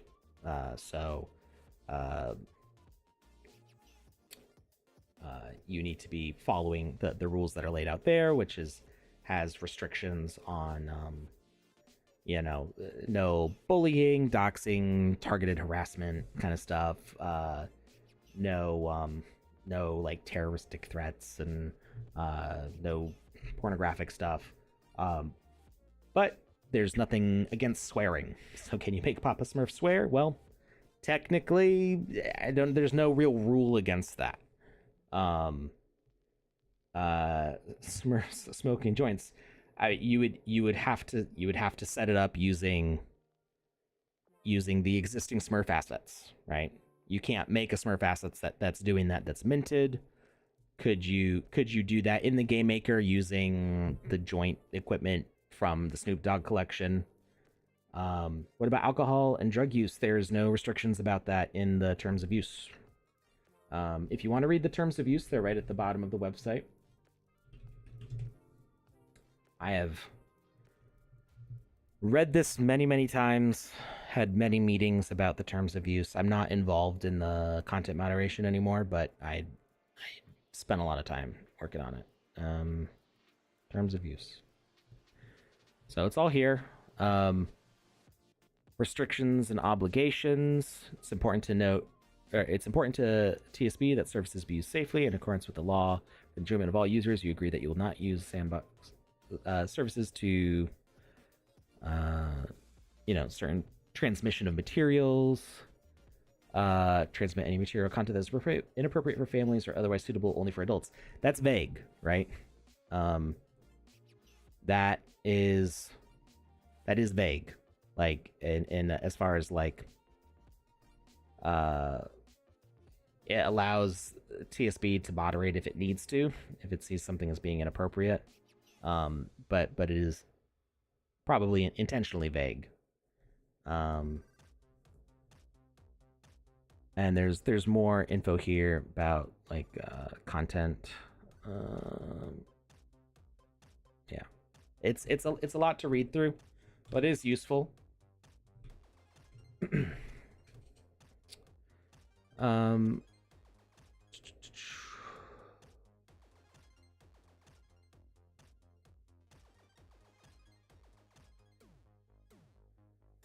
Scrolling back a bit, some stuff that I missed while I was talking.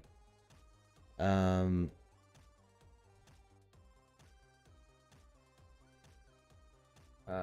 do I create an EGC avatar collection? So I think you meant UGC. So UGC avatar creation is not an available feature yet.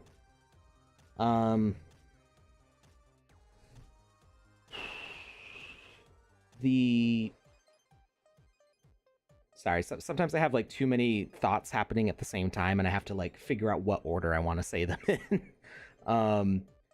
Especially when there's some caveats to the things that I'm about to say. So we don't have a UGC avatar system that's available to everybody yet. You may find that there are potentially agencies you could work with who could help you with the process. I don't know. Okay, yeah, so let's see like what Metaverse Studio says. Does it say anything about avatar? It doesn't say it there. So why did it let me search avatar, but nothing is said on the profile? You could try reaching out to these trusted partners.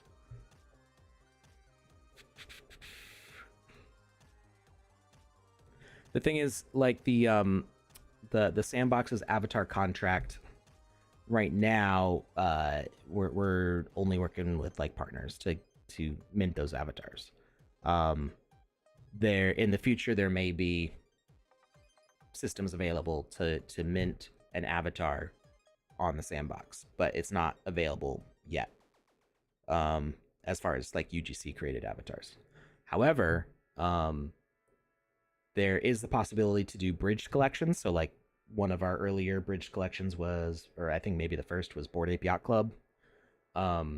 So we do have a system in place to make to generate avatars with VoxEdit that will match existing other external collections.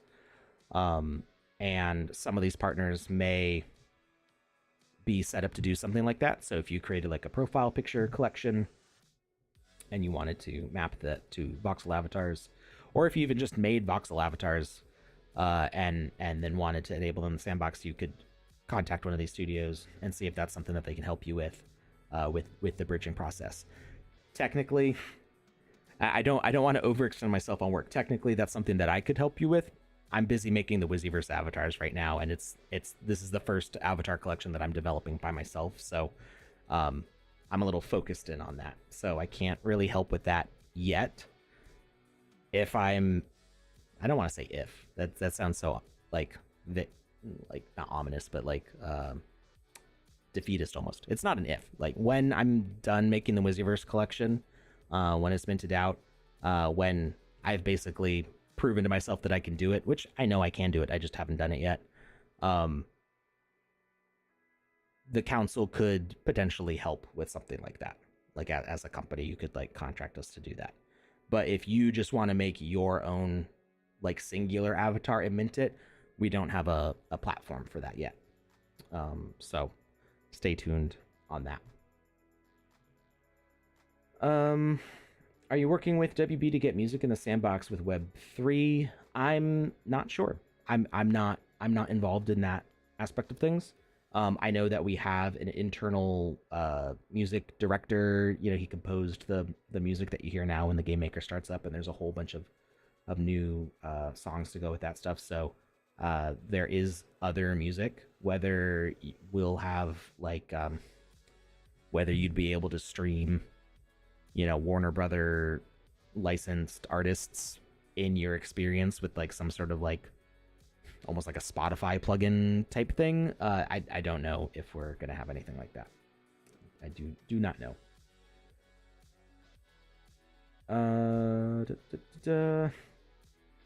Dan Coy wants to know if they can mint an asset with the TSB logo.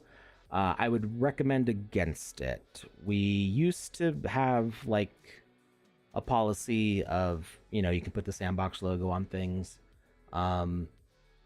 It does make it kind of vague, like, is this an official asset or not?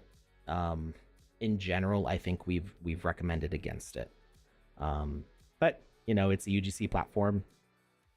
You know, you can try to make what you want and see if moderation happens. But I'm, like I said, I'm not in charge of that anymore.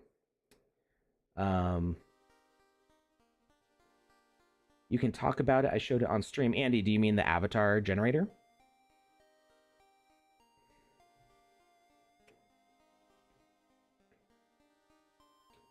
When mutants, 3D mutant files are on the way from Yuga. The details on the mutants are so tiny. Like, I feel like they don't translate to voxel art very well, at least not at the resolution that Sandbox avatars are.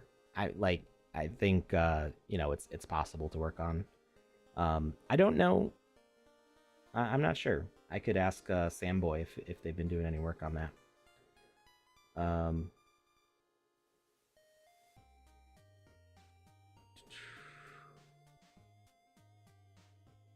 Has Sandbox claimed on any IP? I'm not sure what you mean by that, G.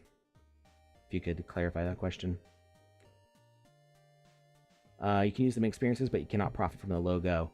Yeah, that's an important distinction too. Like, you know, whether you can mint the asset, you can make just about anything.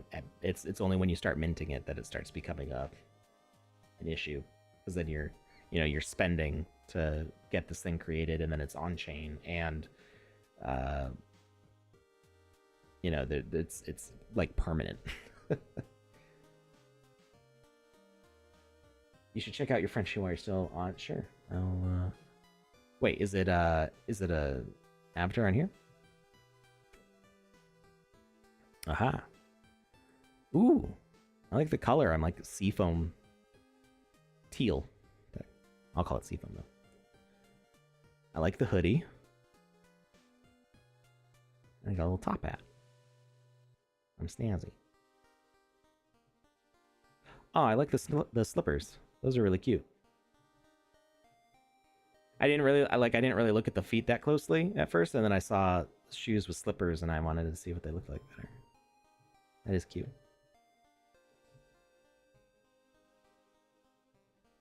Thank you, Andy. What's are they still minting? Like, can people go and mint those?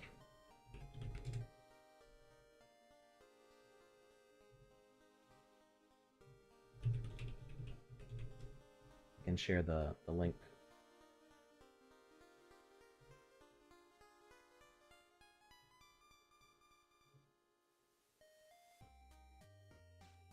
Is it?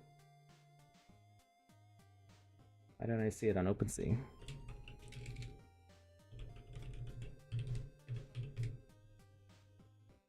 Oh, there we go. You can share links. I think that's because you're VIP. I think OpenSea hid it because I don't see it there.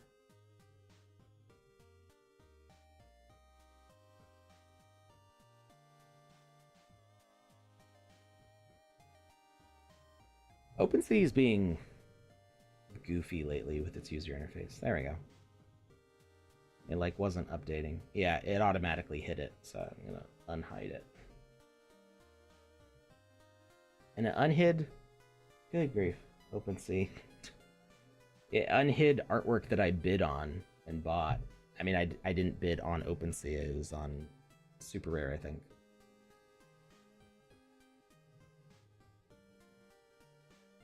There we go. Now, and I still don't see the thing. There we go. Now I got it. Okay. Now it's visible on my profile. G says, sniped one of the last Andes and grabbed a sign to Boop Goop. It's on Polygon, so it'll be in your hidden. Yeah, but it was even... Were those other things on... Those other things were on ETH, I think, that it hid also. Whip3 says, I made some swords for sale. You can show the username Sandman7. Sure, why not?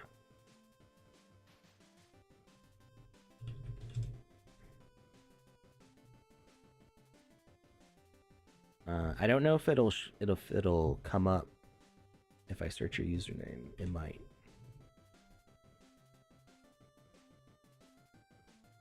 It doesn't show that way, but if I go like this and then that should work.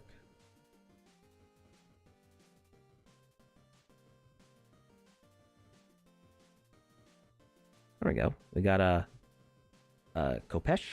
I think I'm saying that right. That's the like Egyptian sickle sword, right? And a machete. I like this heavenly beast. It's pretty cool.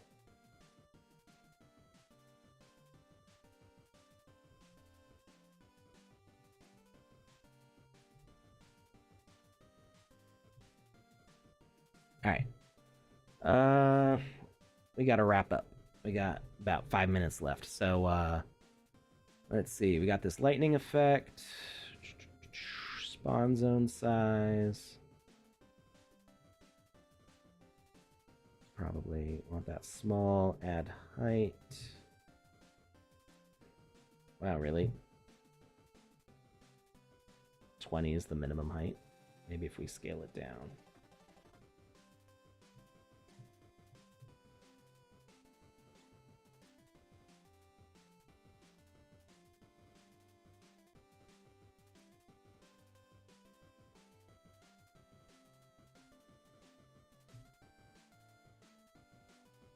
Can I flip it upside down?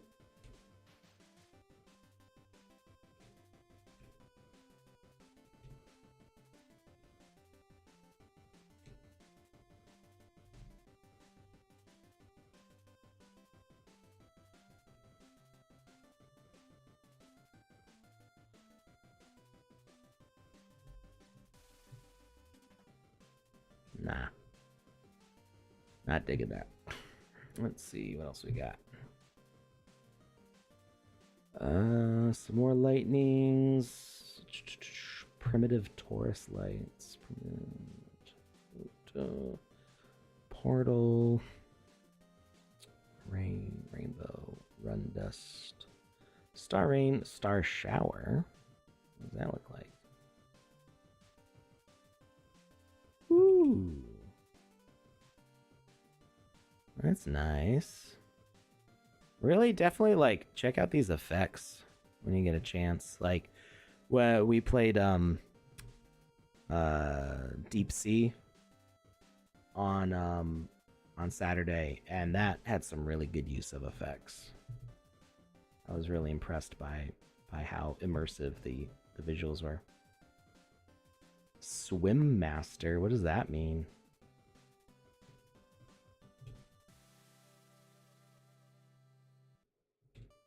I don't know what that is. Sword Trail, teleport in, teleport out, tornado, trail, electric. Oh, maybe the electric trail will give just enough little zap. Or does it only show up when you move? It only shows up when it moves.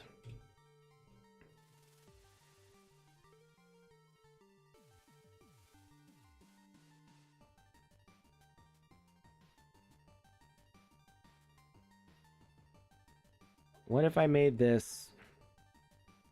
What if I made this a bird?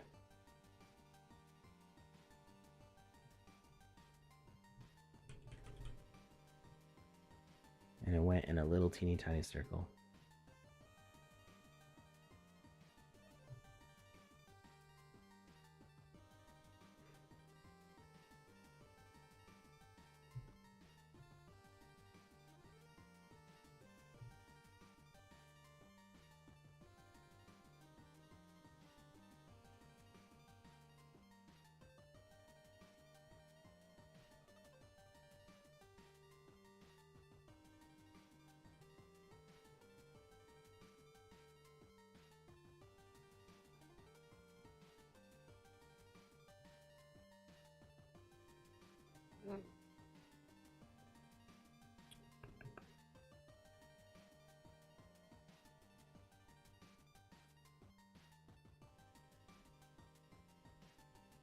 Alright.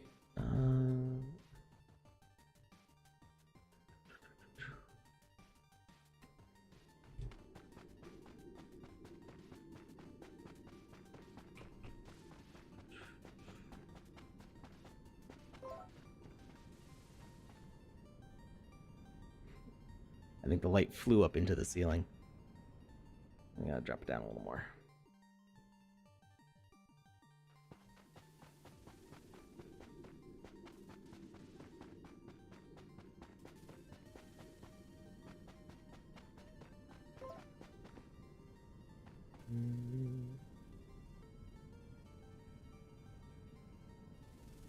I could have sworn I saw a little bit of sparking. Yeah, there's definitely a little bit.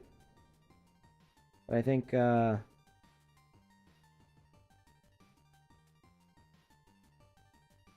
feel like it's like flying, not where we can see very well.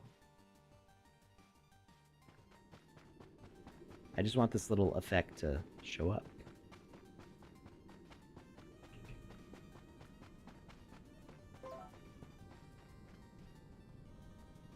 Yeah, that doesn't work so great. All right, so Trail Electric's not going to do it for us.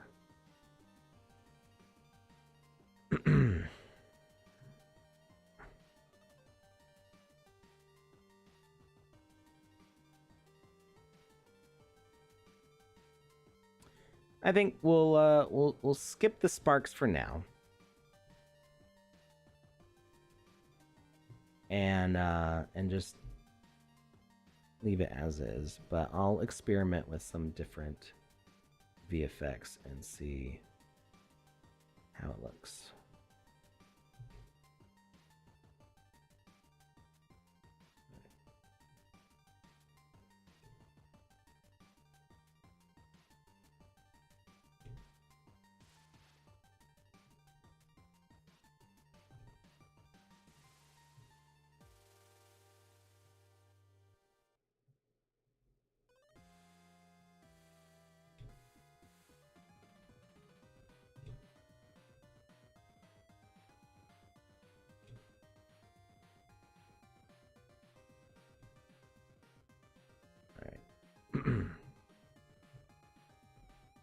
Let's hit save.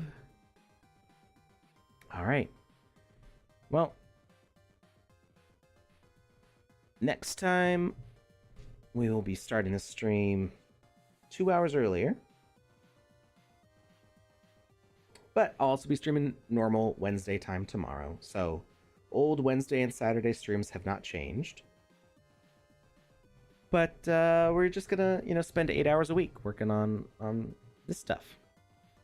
Maybe next time I'll get more done, be less talkative. But I like talking to you guys. Let's go see if there's anybody we can raid. Who's streaming right now? And remember, this is a template. I did not build the bones of this experience. So when I'm like, where does this door lead, or something like that, it's not because I forgot. It's because I didn't put it there. This is a template that you can grab from the Game Maker, and yeah, I just am making it my own. Panda streaming. Toddles Live, but not playing TSB. Lori G and Andy both say we should raid Panda. Let's go raid Panda. Raid. PandaPops 90. Go have fun with Panda. I will see you tomorrow, hopefully. Come hang out. We'll play games. Have a good time. See you later.